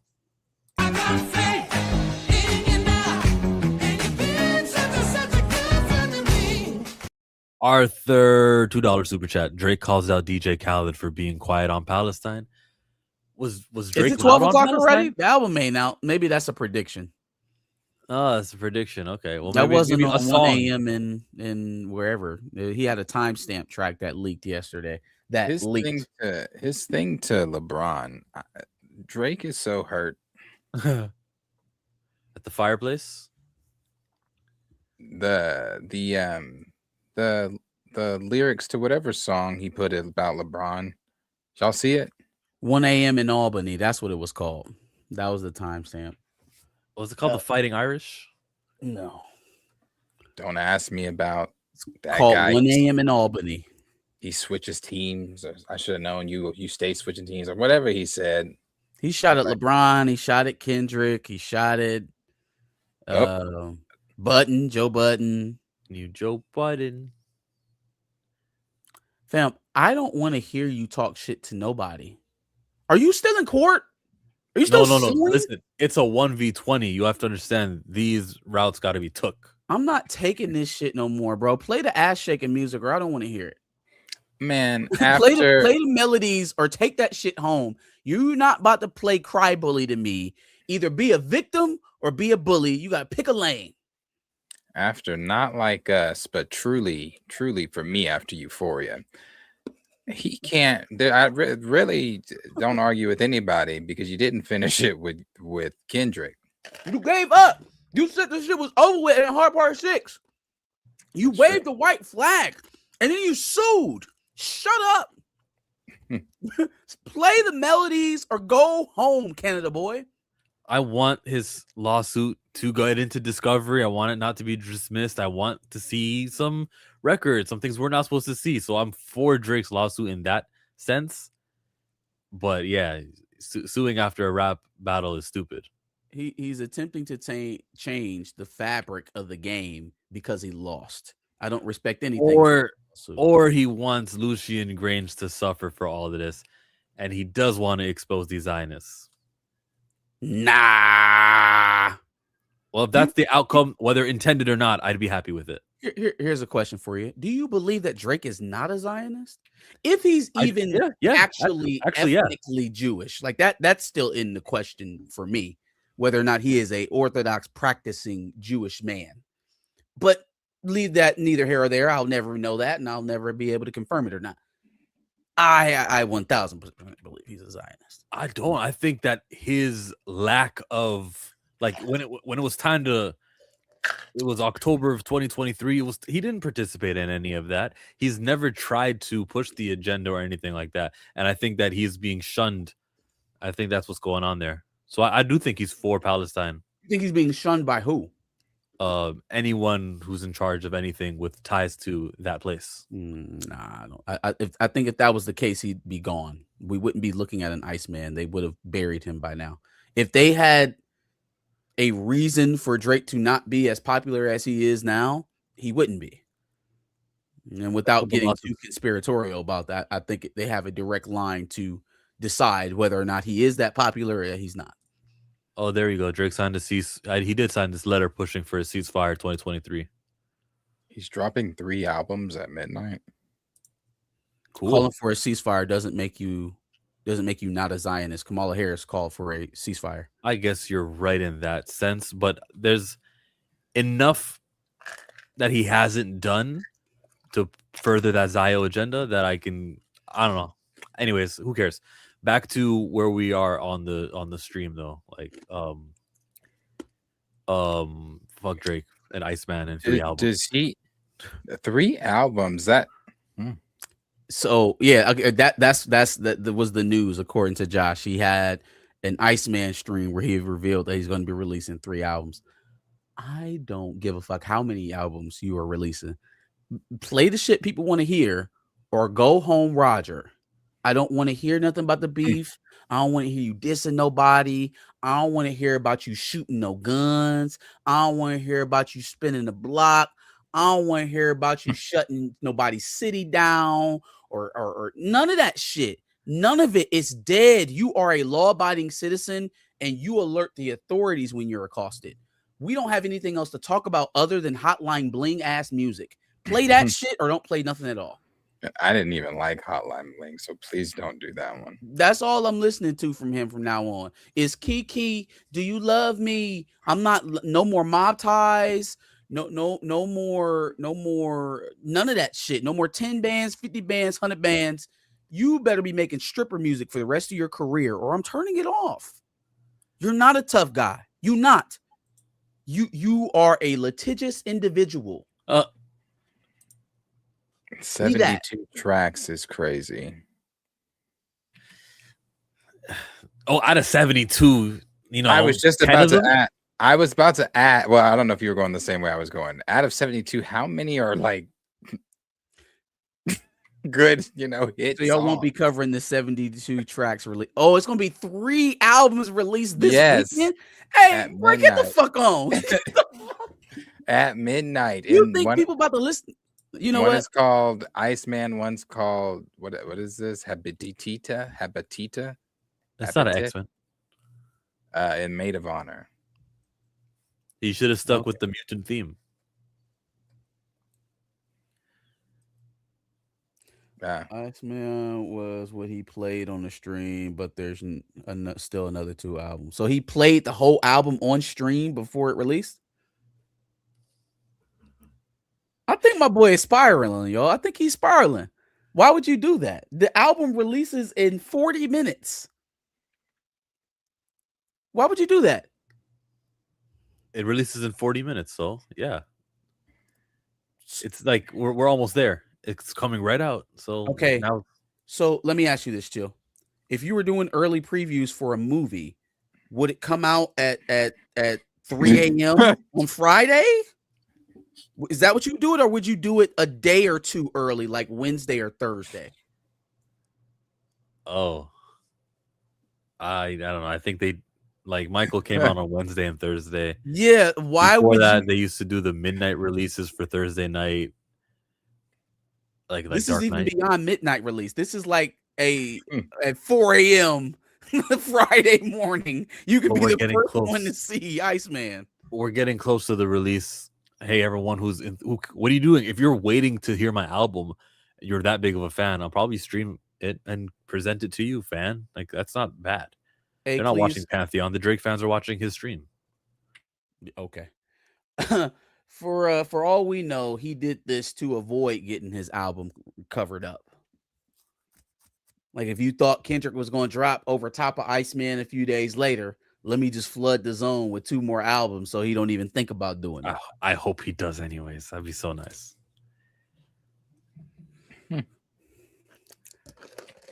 But why? Okay, so 3 albums at once. He's not afraid of them cannibalizing each other?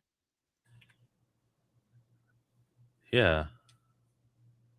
Like, if you were going to sell 300K your first week on Iceman, what does that do to those numbers if you release 2 other albums for people to listen to?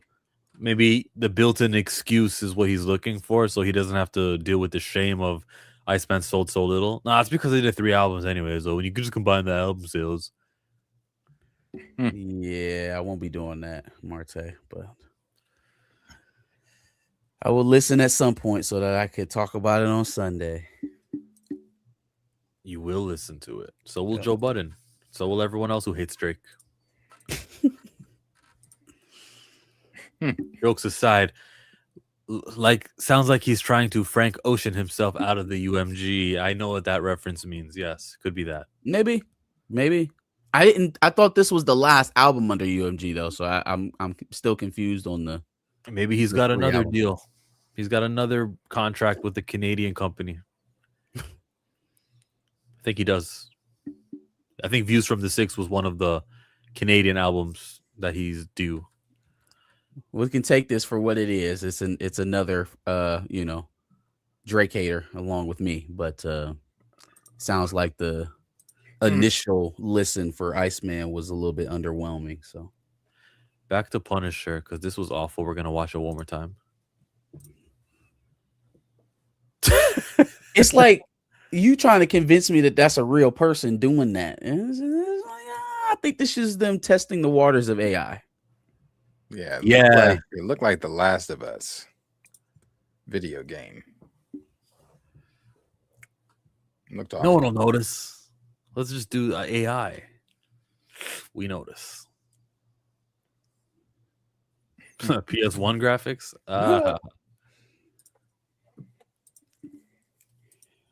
Not the best. Not the best.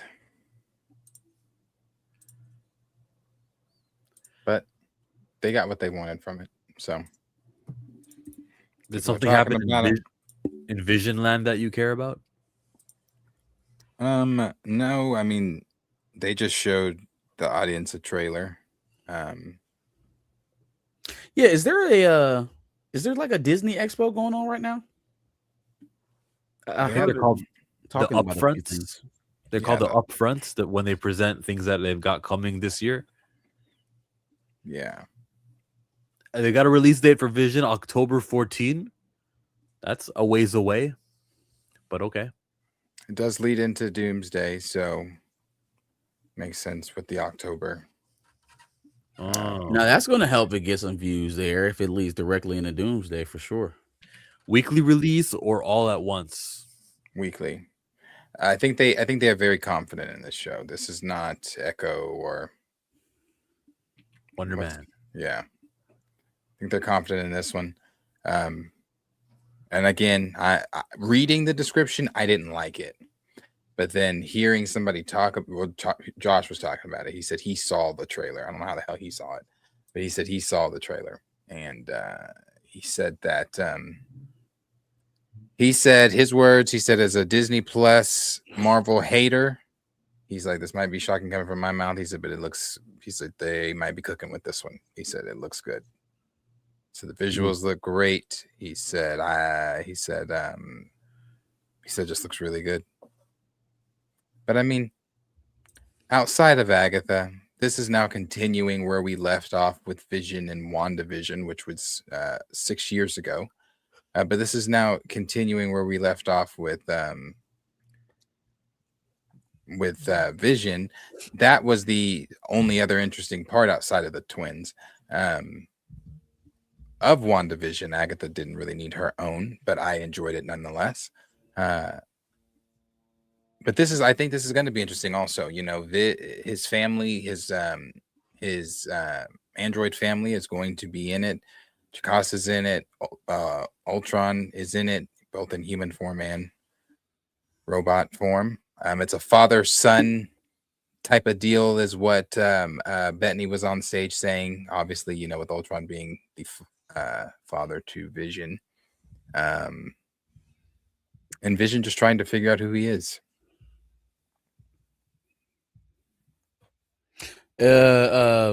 Speed supposed to show up in this show? He is in it, and I believe Wiccan's going to show up too.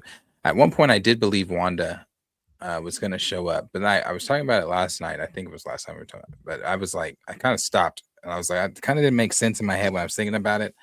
If Wanda was to show up and they're still trying to do this whole Children's Crusade botched MCU version, if they're doing that, it would make sense for her to show up. Because then they would have found her at the end of this show. And it's like, oh, okay, well, then we don't need it. None of us need to be involved in Doomsday. Let's go home. Damn, man. Even Wanda's imaginary children get more screen time than T'Challa. Like, even the made-up figment of her imagination gets to be birthed into the world and get more screen time than the King of Wakanda. Woo! Crimes against an IP, man. Crimes against an IP. Yeah, sometimes I think about that and I'm just like, they really didn't. They killed him and they're going to try to pass off to child, and they got the Shuri thing and they've got all the substitutes and the conversation. Sometimes I just like think about that in the middle of my day and go, wow, we really have $1 billion movie franchise that they decided, enough money, that's okay. Yep. We'll just do the rest. Turn the printer off. We don't need that stuff. We've got plenty. We've got plenty. Brave New World will do just fine. He said T'Challa was a DEI cut. I'm about to go hit the head. I gotta use the bathroom. Vision is the lead in the second show, and T'Challa gets replaced by a Haitian toddler. Toussaint is not a toddler. He's grown.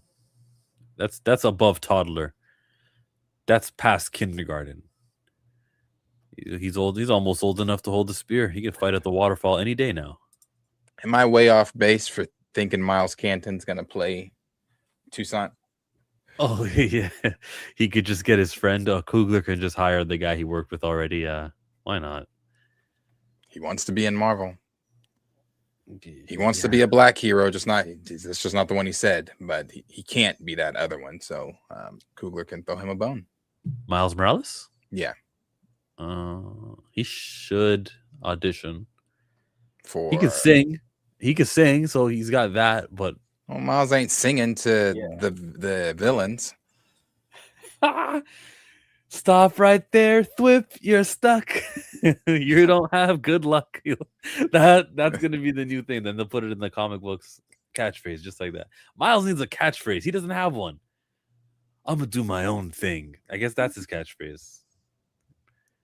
Some people say canon level event. I've seen people say that and use that on TikTok. So that's stuck. But what's Miles's catchphrase? And have one. No. He doesn't have one. But yeah. I seriously do. I really do think that, though. He already wants to be in Marvel. Sure, he's gonna marry Storm, and Storm's gonna be king like Valkyrie. That's in the source material, guys. You guys didn't read the comics? Yeah, that happens just like that. Marcus, let me ask you the same question. How far off do you think I am for believing that Miles Canton is going to play older Toussaint? And then Damson is paying like another T'Challa, like a variant T'Challa? Or is this taking Damson out of it completely? That's if Damson, if that's assuming T'Challa is in Secret Wars and he gets brought over. But let's say he's not playing T'Challa. He's playing Azuri that's gonna fuck off back to his universe after everything's said and done. And then Miles Canton is T'Challa Jr. I think that would be a disservice to Miles Canton. But if the only reason I say that is because he's already publicly stated he wants to be in Marvel, but he just wants to be Miles Morales, which he can't do that. So Coogler's gonna be like, hey, brother, I can throw you another black bone. Another black bone is crazy. Is that within Coogler's wheelhouse? Absolutely. Absolutely. I don't think it works unless you leave a T'Challa in that universe as well. Like, why wouldn't you? Okay. You didn't introduce Cassie Lang in her suit without her father. No one is looking at a Franklin Richards running around without reading Sue. We're not looking at some more younglings with some more Speed and Wiccan mean nothing to the MCU without Wanda and Vision. So why wouldn't there be a validation from T'Challa's parent? Why wouldn't there be a signal that, okay, this is a valid version. This is where we're going with this. Or we could make it the blackest thing ever and make them do it without, not even black. Let me take that back. I almost misspoke.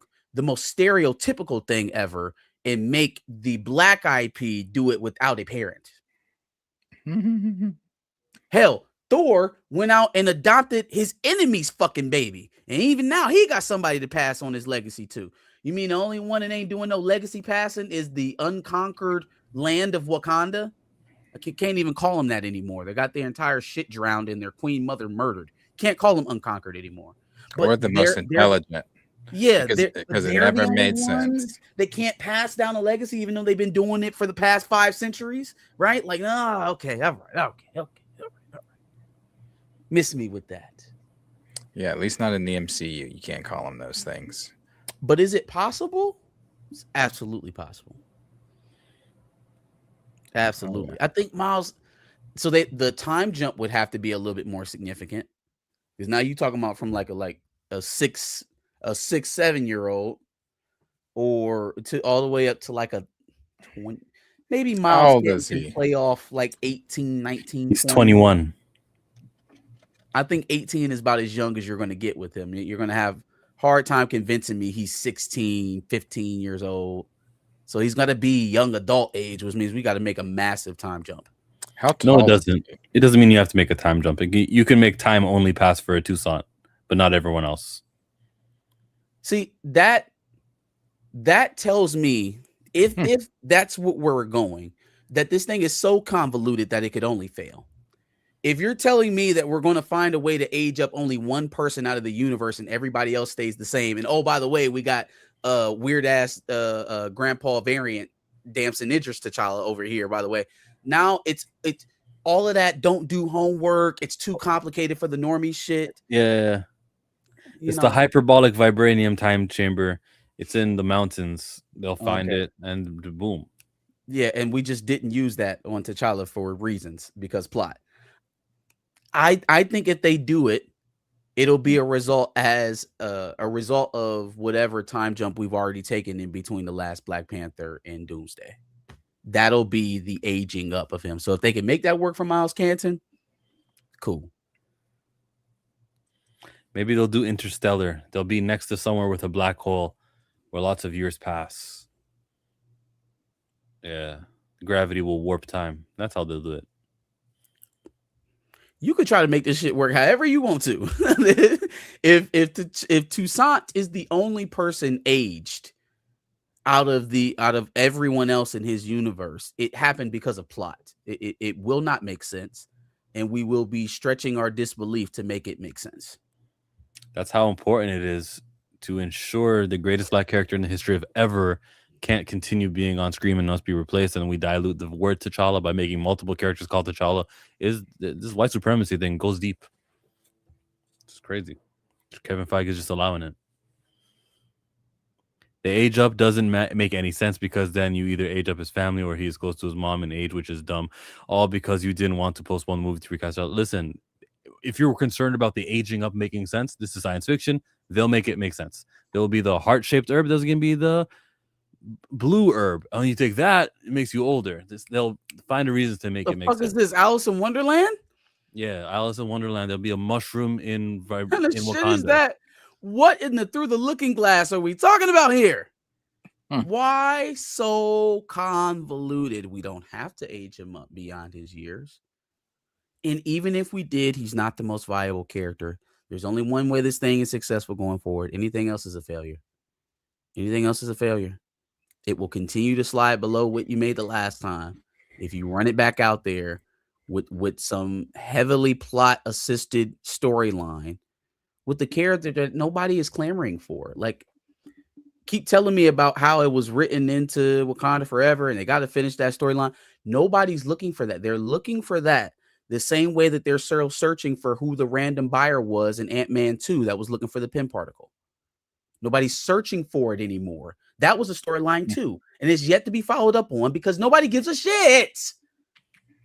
Kevin Feige's watching the stream right now going, oh, yeah, okay. Brad, solve that in the next special you got. Go. Like, let's stop cramming down what we want to show the audience and maybe find out what they want to see. Some audience members are accepting of the T'Challa. Don't forget that. Sure.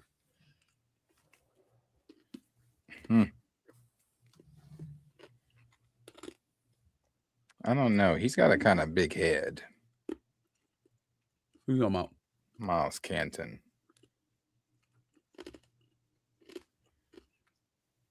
Are you talking about his attitude or he literally has a big head? Oh, no. Like he lit the size of it. No, JD McDonough? It's round. Hey, JD McDonough's head is ridiculous. Sometimes I think somebody transplanted it onto a new body. Well, I'm clipping you saying that. No, please don't. Pause. It took him a second. That was funny. I don't see Canton as Morales either. Whoever Miles Morales is in preschool right now. Like, they're not gonna do that character for a while. Because Amy Pascal. Why would you be pumping your brakes on Miles? Like, oh, we're gonna do it right. Doing it right means get him in the live action before DC gets Static Shock. Ooh, that's the race. That's how the you race. feel. You know what? You got to tell Kevin Feige that James Gunn cares about Static. And he's gonna say, okay. Or before Marvel pulls their head out of their ass and reboot the Black Panther franchise with an adult T'Challa, and both of those characters end up being little brother figures.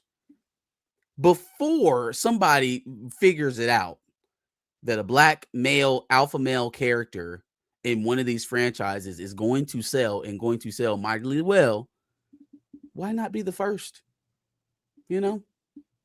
Why not be the first? Why not lead the brigade and wave the flag as the one who saw it, the one who had the forward vision? Because it's the same complaints that we have with DC. And Sony obviously still has not learned. It's like you have the keys, you can do what you want, but you want to do like that. How they said, okay, we're not gonna do villains because we learned our lesson. That wasn't great. So instead, now this is a little bit a better idea, but still, instead, we're just gonna do variants of Peter Parker, and then da da da. Now, granted, it's just like that's not again, that's better than the villains because it's still Spider-Man, I guess. But at the same time, it's like, why don't you just do Peter? And if I get because Peter's in the MCU, if you don't want to do that, then do Miles. Because that's the next most interesting one. You want to make money? I don't know that Ben Reilly is about to rake in money for you in viewership with Spider Noir. But you know what would? A live action Miles Morales series. Or not series, movie. Jessica Drew Spider-Woman. She's another hero that no one's checking for. But they're going to do that, I'm sure. They might have something with a Spider-Gwen movie. Didn't they cancel their Silk film? Yeah. Yeah, but Jessica Drew's higher profile than Silk is. And isn't Madam Web more high profile than both of them? I put Spider-Woman above Madam Web. You're right, I would too. So it's terrible. That Spider Noir, that's one. So maybe this will reveal if there's an audience for alternate Peter Parker. We'll see. Because they did get asked the question, is Peter Parker in it? And they said no. Why do they tell people that? Like, bro, just let them find out in the I don't know. Maybe this is a Spider-Man content. Like, what a weird world we live in. There's so much superhero content to that's put out, but me, the continuity guy, I'm not being served at all. We live in a weird time where it's like people these creators now want to do the franchise, but not do the main character. Like, I know in the new Scooby-Doo Netflix show, Scooby's in it,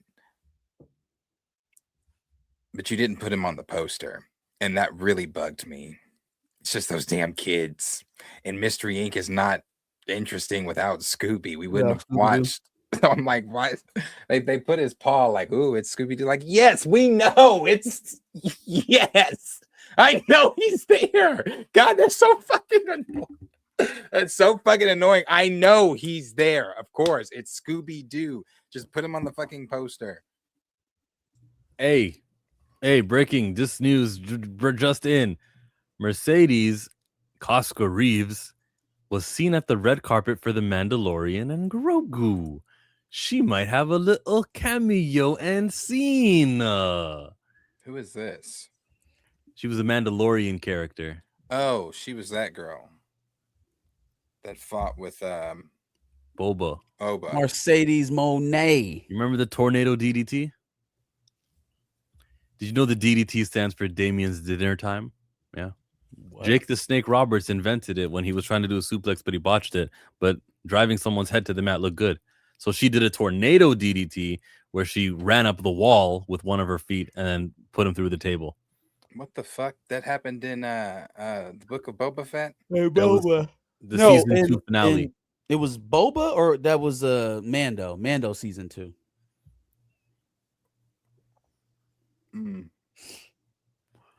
Chill knows wrestling. Sure do. Love it. Sasha Banks. CEO. So she's in this.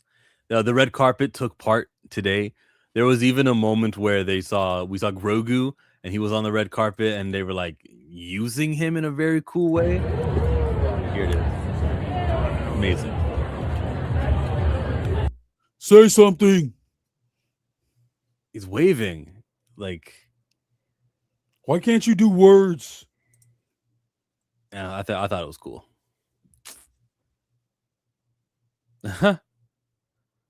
Ooh, Bianca Belair or Mercedes? I'd have to go Bianca. Not by much, though. Not by much. Okay. Premiere was today. Interviews have happened. Premiere for what? Grogu Mando? Yeah. When is that? Friday? Next Friday? Yeah, we're a week away.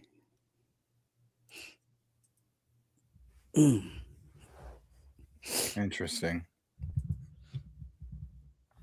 How much do you think this movie makes? Right now, they said it's tracking not quite Solo, but close. Oh, Solo, the Star Wars story? Mm-hmm. What was that, 430? Yeah, I think it does like more than that. I always said it would do more than 500. It would do 500. Today, I'm feeling more than 500. I'll go to 6. Oh, 300 million tops is abundance. What was the budget, though? 150? I don't remember. It wasn't much. Because that will tell how much they're going to put into marketing. Oh, It sits closer to 145 million. Yeah, I could easily see this thing raking in about $400 million. I could see it doing exactly what Solo did. Do you feel like it's the same amount of energy towards Mando Grogu as Solo? I don't. I think actually people were pretty excited about Solo before it came out. First of all, it was a Han Solo movie. You had Emilia Clarke in it in the height of the Game of Thrones era. I think at first you had Childish Gambino playing Lando Calrissian. Like there was some legitimate excitement around it to start with. The film had a horrible word of mouth. It had absolute terrible word of mouth. Well, it was absolutely terrible. It's not as bad. I don't think it's as bad as like some people drag it to be, but it's not good. I anticipate this movie will be good. And look, he's already a proven character. Like people do like Mandalorian and Grogu. You know, Han was voted the most popular character in Star Wars. Shout out to Han Solo. I don't think more popular than Luke. He was by who? He was. I don't know. Let me see. Let me find that. I just saw that a few days ago. That's what website had the poll, or was it even before websites? Like that's hard to believe. Like, is this like one of those Family Feuds? Who was the most handsome? Survey says, and then the number one answer was Han Solo. Yeah. Well, I don't remember. Let me see. I'm trying to find it because when I saw it, I said, "How is he more popular than Vader?" But because I don't think if Han showed up in Maul, it would have been the same reaction. Or Aya Sakura. Ayla Sakura, the Twi'lek, the blue one. Ayla Sakura. Ayla. Yeah. Mando Grogu. I don't know. I really don't know what the movie does. I still don't know what it's about. I think it's Stinky. just really, it's about Stinky. I think it's really just going to be a side quest. Cameos. Got to do the cameos. I mean, but what cameos are you doing that like that are like who's Luke, here? Luke is the big one, but we've done it before. Luke's not showing up in Mando Grogu. Luke and Boba. Boba Fett could be a cameo appearance, right? Who else we got in this era? Ahsoka. Thrawn, Ahsoka could show up. That would be a cool cameo. There we go. If they do one of those, I'll say that's a cameo. They kept that hidden. So, with Ahsoka, so I watched Josh's stream this morning because his thumbnail was crazy and it was like, oh, Dave's big plan. He doesn't talk about Star Wars much because he's checked out.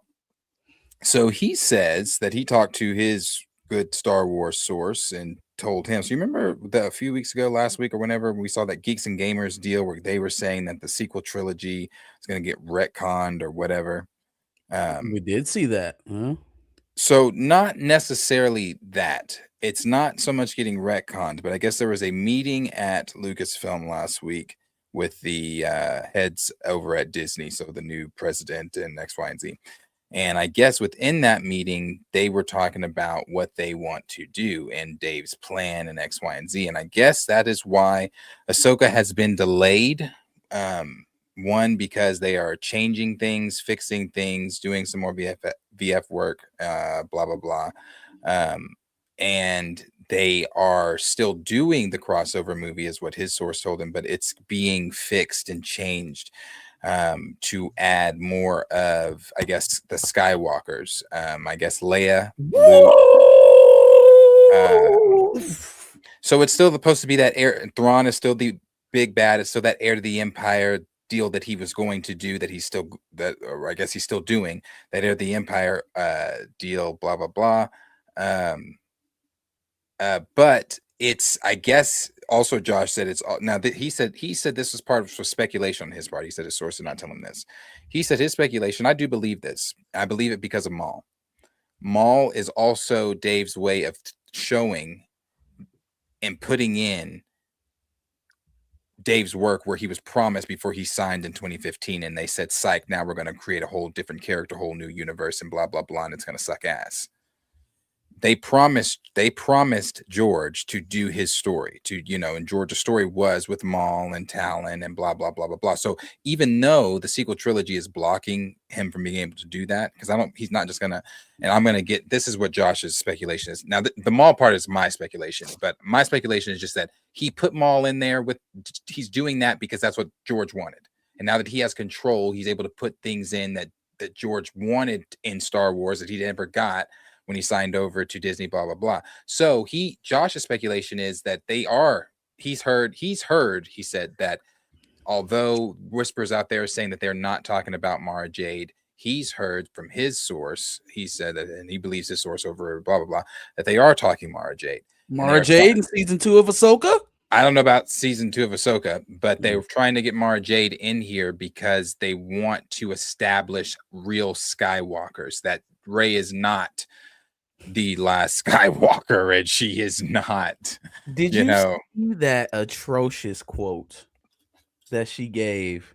Yes, I did. About why she called herself Rey Skywalker at the end of the movie. Did. Oh my God! No, like y'all can go find it if you want to. I'm not even going to repeat it. But what she did not say was because he wanted me to, because he told me to, because he gave me permission. I had to continue to the fight and finish what he started, to stop Palpatine from rising again, and to proudly wear my master's name while doing so in honor of his life and his sacrifice.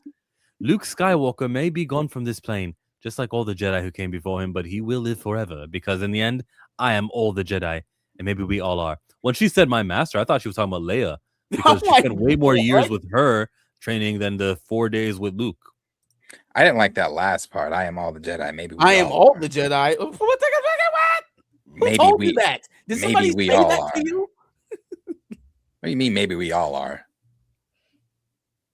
No, we're not just handing out Jedis like you get one and you get one. Look under your chair. You have the Force. Namesakes. We're not handing that out either.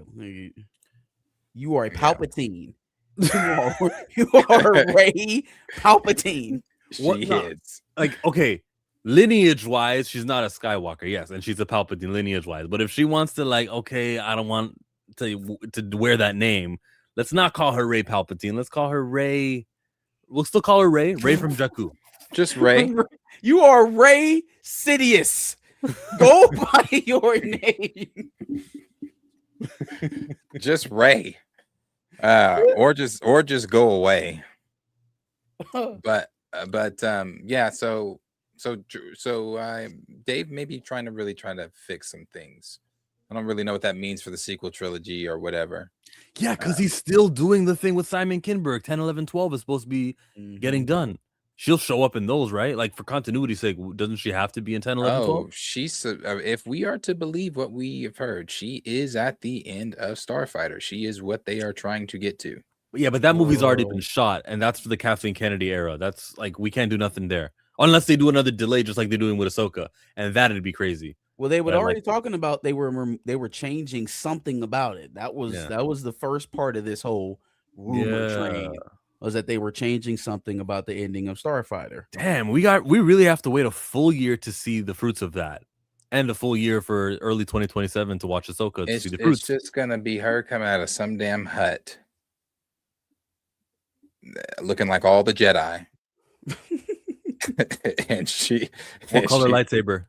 To all the colors. And I'm every Jedi. And she's gonna be like, finally, I felt you guys coming to me. I was wondering if you'd find it, but you found me. Let's begin his training. And then his training. No, she has the ancient Jedi text, so she can like return to the manual all the and she can be useful. She can. I don't think she's scrapped like worst character ever. Like, I think that I don't know, man. I don't want to look, and I don't want to see her. I'd love if we just ignore. I'd love if she puts the lightsaber into the dirt. We don't have to visit her or Finn or any of the anything sequels. I would love that, but she's also, you can find a way, to use her. I wouldn't though. I wouldn't want to. Just make her like Kahadi Mundi, and she can just be back there. She can just talk when they need her to say wisdom-filled things. What about the droid attack on the Wookiees? I think Ahsoka is right there, and she can fulfill whatever you want. Because Ahsoka is a Togruta. They live really long. In the time that Rey is alive and doing her thing in those movies, Ahsoka can still be alive in her 80s. Rey grew up on Jakku, so she got sand in her lungs. She's gonna die early. Yeah. She can take it out early. I will say that the breadcrumbs around all of this seem to certainly suggest that Dave is trying to maybe not clean house, but reorganize around a new narrative. Yeah. How successful will he be on that track? And then also, how does this run in unison with what we've been hearing earlier about Mandu and Grogu being the measuring stick by which Dave's future projects get measured? Like, did he do this preemptively as to not allow the performance of Mandu and Grogu to determine where he goes forward? Was that bullshit all along? There's a lot to read into that, thinking what we were thinking before, which is, all right, well, if Mando Grogu doesn't come along, then this shit is canceled anyways. And he gets ahead of it and just axes it to rework it anyways before the movie even comes out. So it's kind of interesting to think about. I think, though, ultimately, Mando and Grogu can't be the determining factor because it's not the driving force of the narrative. The two driving forces of the narrative are Rey and Ahsoka. Right? Rey, because she's already established. Ahsoka, because that's what they're trying to get to, is an Ahsoka-driven arc. Filoni. So, I don't think, like y'all said, we won't know until one of them ends up on the screen. What a great time. Sorry, Josh's source did say something that I didn't understand, and he definitely didn't elaborate on it. He was just too busy saying how that's so cool, and I didn't like it. Something about Anakin coming back to life, and I said, excuse me? Coming back to life? Yeah, I was like, excuse me? He was like, oh, yeah, we don't know what form, like what type of form he's going to be in, with him. I'm like, brother, stop. I don't like that. I do not. Now, I don't know. and he could have gotten it mixed up coming back. I don't know. I like just him as the Force Ghost right now, tagging along, popping up every now and then. That's fine with me. Him having a physical form and back. Because why would you stop there? Why wouldn't we bring back Leia? Why wouldn't we bring back because Vader? Qui-Gon? Why wouldn't Vader we bring had back the Obi-Wan? means to clone himself. Leia didn't clone herself. She wouldn't want to. Her morals would not allow it. So they're going to bring back a clone? Yeah. No, they better not do shit. Just leave Anakin alone. You got him back as the Force goes. He's presumably the father. Stop there. I'll take a clone. I won't. Vader makes one clone. No. It's in a test tube. No. Yeah. No. I'm already afraid the World Between Worlds might get used as like, Marvel's type shit. Kang's time travel. No. They need that now more than ever. Because that's right. That's what I mean. They need it. If those 3 movies didn't happen, maybe I'd be with you. But anything for the future of Star Wars, I'll take it. It's their only chance of spinning that shit off. It makes it so that they don't have to completely murder it or ignore it. Well, no, it is ignoring it. They would apt to just ignore it rather than going through the painstaking trouble of retconning it. And in that way, it serves all interests. Dave, I don't think wants to continue down the Rey path, but it also doesn't undo Kathleen's work. It just freezes it in stasis where you left it. It literally halts it right where you left it. And so I don't have to destroy it. I don't have to discredit it. I don't even really have to make it leave. It can stay right where you left it forever. Well, the movie's coming out next week, and the internet people, content creators, are getting word that things are going to change for the better. Perfect timing. It's intentional. Another W for the messaging coming out of Dave Filoni's Star Wars. This is like the 3rd or 4th time I noticed something that he's killing it with his messaging and getting on top of controlling internet narratives. Yeah. We'll see what happens. Right now, not too bad. We'll see. Got to get past Mando Grogu. But yeah, we'll see. Yeah. No super chats. What's next? Michael Jackson, 600 million. Whoa! 600 million.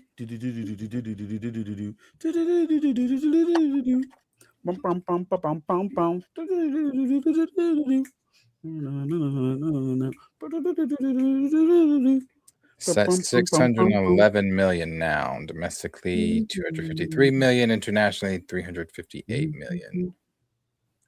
When does it open in Korea? So goes back to IMAX this weekend. I was about to say, and we getting a re-release on IMAX? They're doing the 4-hour re-release? Oh, no, they're taking Mortal Kombat's place. Sounds like Mortal Kombat isn't performing all that well. So. I feel so sorry for Mortal Kombat fans, but whatever, bro. Street Fighter's out here. Video game movies are doing well enough. Well, back to Michael. So 600 million in under a month. Woo-wee! We about to beat the brakes off of Bohemian Rhapsody. I'm so glad I stood where I was sitting. And I was like, you know what? I smell $1.1 billion. Because here it comes, folks. Because here it comes. Set to become the highest grossing biopic of all time. Who's surprised? Raise your hands. Raise your hands. Who's surprised? Bohemian Rhapsody with $911 million. It already surpassed. Go ahead. No, I was just going to say, put us up on a. Oh, no. Now that we're back. Raise your hands if you were surprised. Anyone surprised? Surprised of what? Chill, this is your time to raise your hand.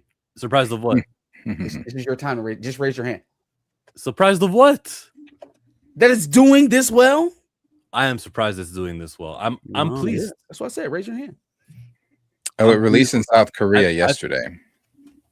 There we go. Korea gave what 50 million to Bohemian. You would expect that it does the same. I expected Korea to show up regardless. Maybe not. Like I knew China wouldn't show up, but Korea they're gonna show up. Numbers more than 30 million, unlike China. It releases in Japan on the 12th. Does Japan have a Mandalorian and Grogu release next week? I'm not sure.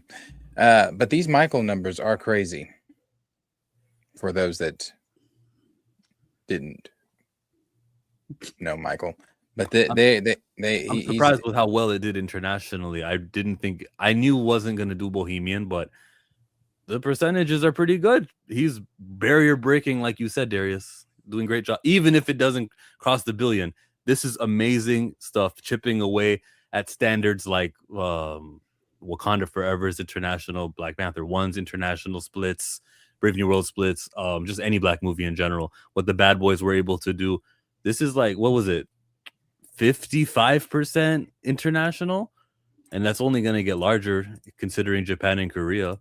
Oh, we crossing that, Billy. Right there, 58%. We crossing that, Billy. I hope it does, but even if it doesn't, there's a victory to be had here.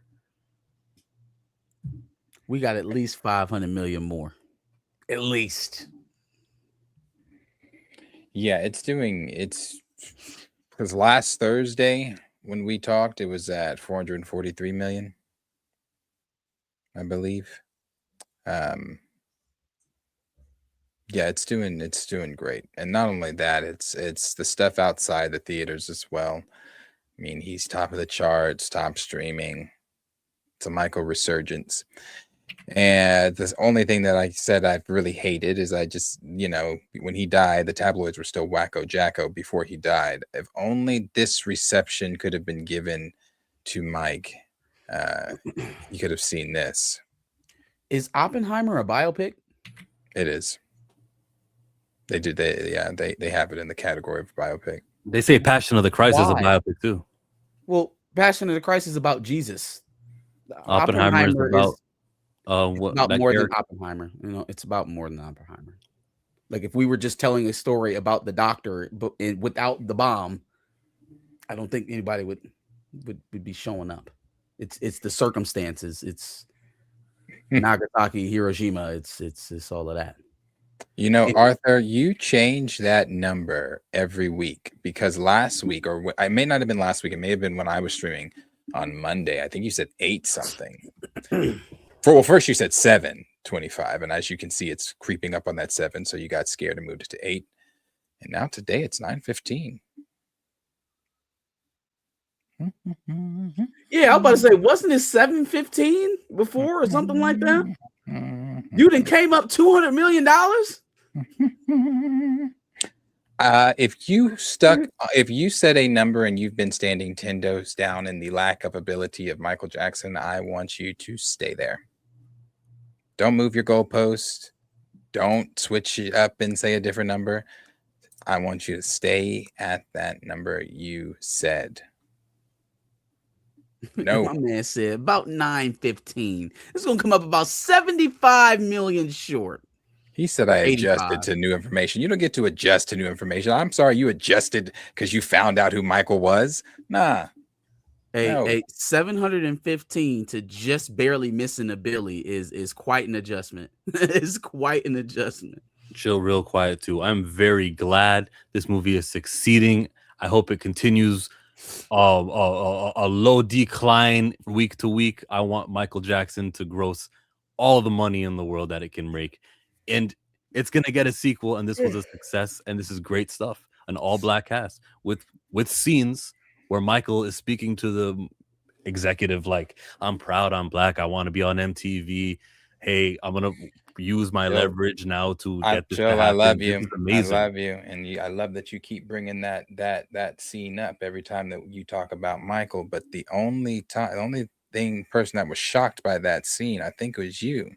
That is who Michael was. We all know that. I'm not trying to tell you that I'm shocked that Michael Jackson was pro-black. I know I'm trying to say that it's you're saying important. it's important for other countries to see, but other countries, Michael Jackson was a real person. It's not a fictional character. He actually lived. This is who he was in real life. So we already knew that about Mike. And I'm This glad that a this movie is like new this, information to you. I'm glad that a movie like this is being seen. It's not new information to me that Michael Jackson stood on business. Well, it's new information to you that he's a $1 billion biopic. I More hope than likely I about hope to be so. $1 billion biopic. I would love for it to be $1 billion, but even if it's 999, I'm still gonna say this is a great outing. Yeah, no, that's great. I'm glad you're saying that, and that's fine that you're saying that it's a great outing. But however, we are not going to skip over, and I'm not saying I'm not going to even go hard yet because it hasn't hit that billion. However, that's fine, Jill, that you keep now saying that it's even if you said it then, that I want it, it's great, I want it to do good, whatever. You still are missing. I think it's going over your head, or you're fundamentally just blocking because you don't want to face it. You doubted Michael. That's all that's what I keep doubted going the to. film. I doubted the film. No, not just the film. You doubted Michael. Okay. Fuck the film. You doubted Michael. Every time we talked about it, and we talked about Michael's international star power, Michael's just overall global star power, you doubted Michael. So that's great that today you are now saying, it's great. I want to do good. I want people to see that Michael and Scene saying these things and representing black folks. That's great. But you doubted Michael. Don't move the goalpost and cheer for that's great. Cheer for the film, but you still doubted Michael. And by doubting Michael, you doubted that billion. I consistently gave Michael all the flowers. I not just say you gave him flowers, but you still doubted Michael. I'm gonna tell you what I doubted. I looked at box office patterns of international audiences coming through for black movies. I looked at Jafar Jackson, who was not Michael Jackson. Doesn't matter. Okay, well, that's what I did do. Rami Malek is not Freddie Mercury. Rami Malek is not Freddie Mercury. So how do you equate that? I mean, I don't understand. All right, hey, when this is all said and done, and it has more money than what Bohemian Rhapsody performed internationally, then we get to go, yeah. Yeah, but okay, skip what you just said. Let's go back to what you said originally. You said Jafar is not Michael. Rami Malek is not Freddie Mercury. Yeah. Yeah, Rami Malek is not Freddie Mercury. You realize when we do these biopics, we're doing them over dead folks. Okay, so let's go to Stratacom then. They are not. That wasn't easy. You're right. But that movie had a poor international performance compared to something like Bohemian. If you look at the splits there, you'll see. Yeah, the international audience, whatever. But still, the people went to see those movies based on these actors playing them or whatever, because these biopics are not, you're not going to get obviously the real person in them because they're dead. So they know they're going to see Jafar. They know it's not Michael. But that's not stopping people from going to see a biopic. So lots of people are seeing this biopic, and even if it does make $1 billion or not, guys, this is already a success and it's already a win. It is already that is not the point. We understand that. Yeah, we know it's a success. We know that. What am I saying incorrectly right now? Because I love Michael Jackson. We get that. No. All right. I only took exception with that last part. Is that we can get off of it now because it's already crossed the finish line and it's done well. We were very clear about the billion we thought the finish line was, especially me. I was explicitly clear about where I thought this film was going to end. I put a very direct number on it. So no, we're not there, especially since there were so many people who felt like it may have a run that extended past 500 million, 600 million, but never gave it the stamp of this film is making $1 billion. You're right. Right. So we're going to ride that all the way into that finish line. I'm a ride. I'm going to say, yeah, let's do it. All $1 billion, all aboard.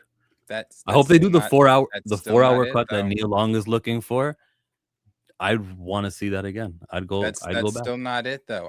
We are all in agreement and glad that you, I guess, are saying that you hope that the film does good and Michael crosses, that Michael breaks the barriers and this and that.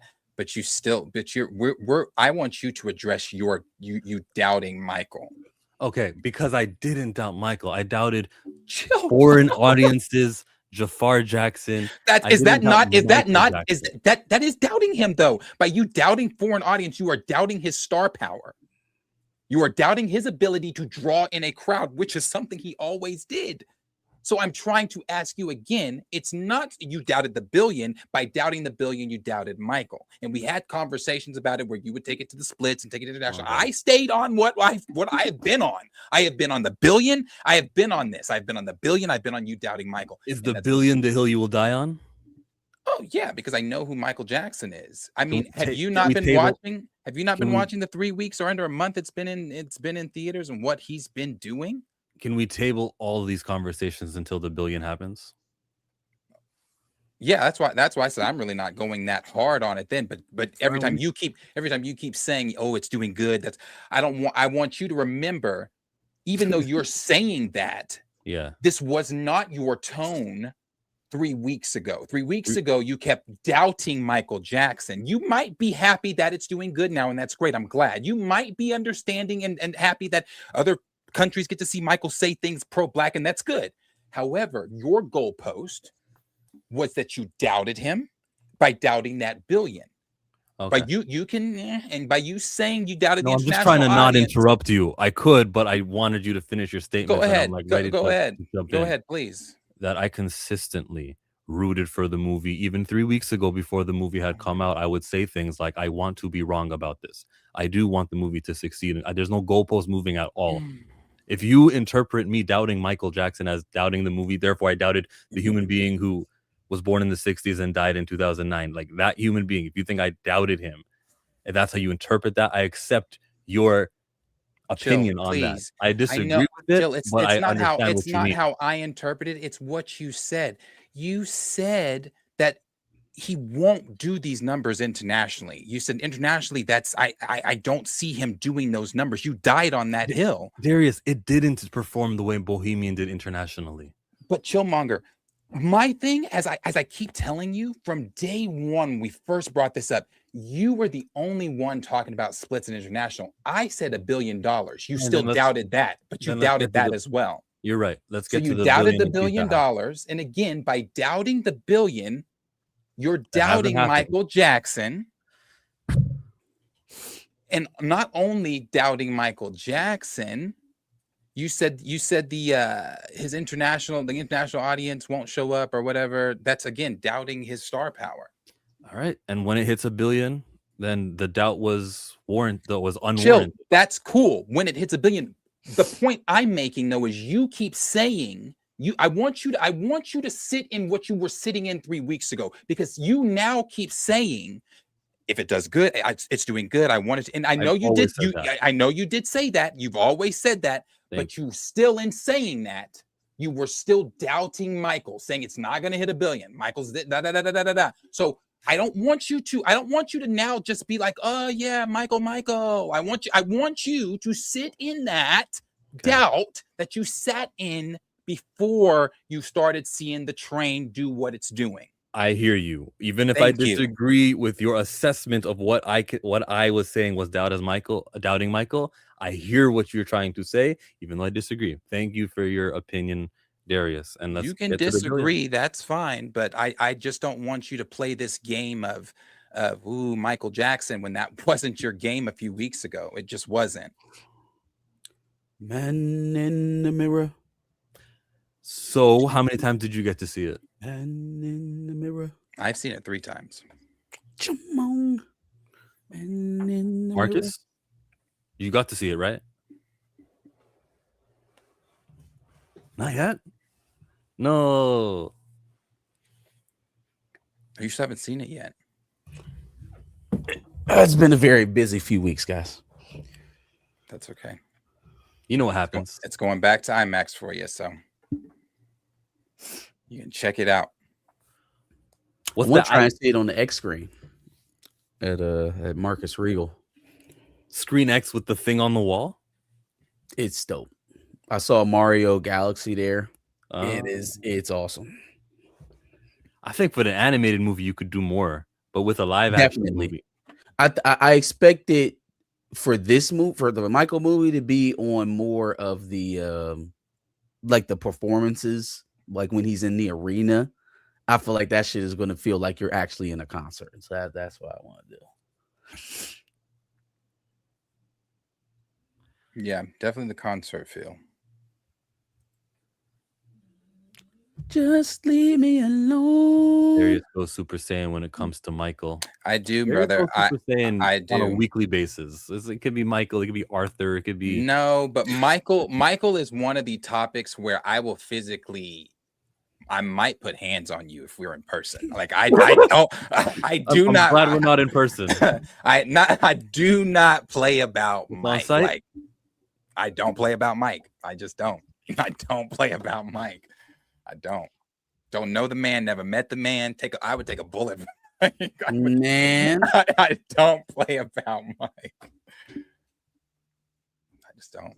Man, I don't play about Mike so much. One time I posted a Facebook stats about him. I told in the Facebook stats, I put parentheses at the end. No funny comments. Somebody came with funny comments, cussed him out, blah, blah, blah, ended the friendship.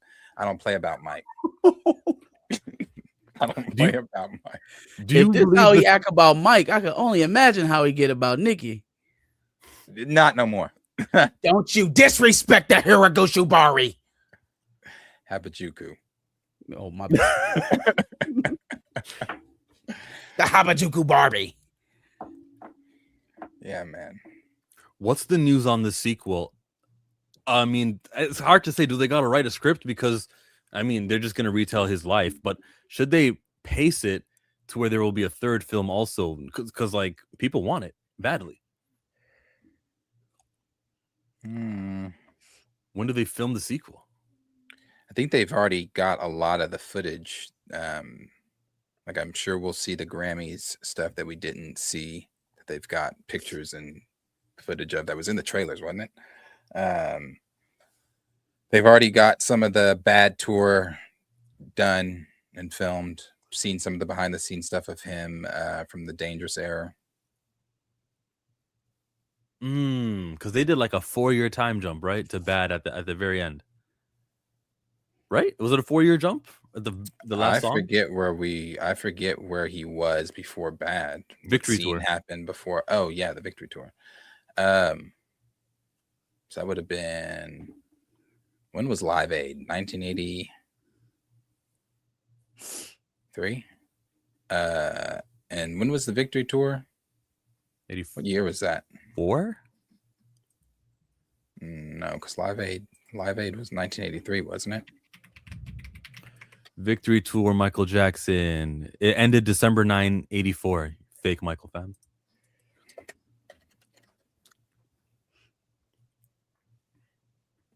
My internet is just the same as yours. No, I was looking up Live Aid. I wasn't looking up that. Yeah. And then at the end of the movie, when he was performing in London, it was in 88. So the question is, did they have footage in between the Victory tour and Bad, the performance at the ending? And they just like took it all out? Like, what was going on there? He was working on Live Aid was 85. Was it? Anyway, he's working on Bad, or he's working on the album. That's why I said was it, because Michael was supposed to be at Live Aid. But the reason he wasn't was because he was working on Bad. But if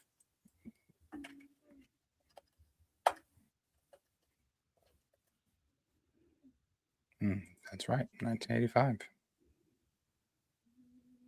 Anyway, working on the album should have been. That's what it would have been. Been locked up in his home studio working on that album.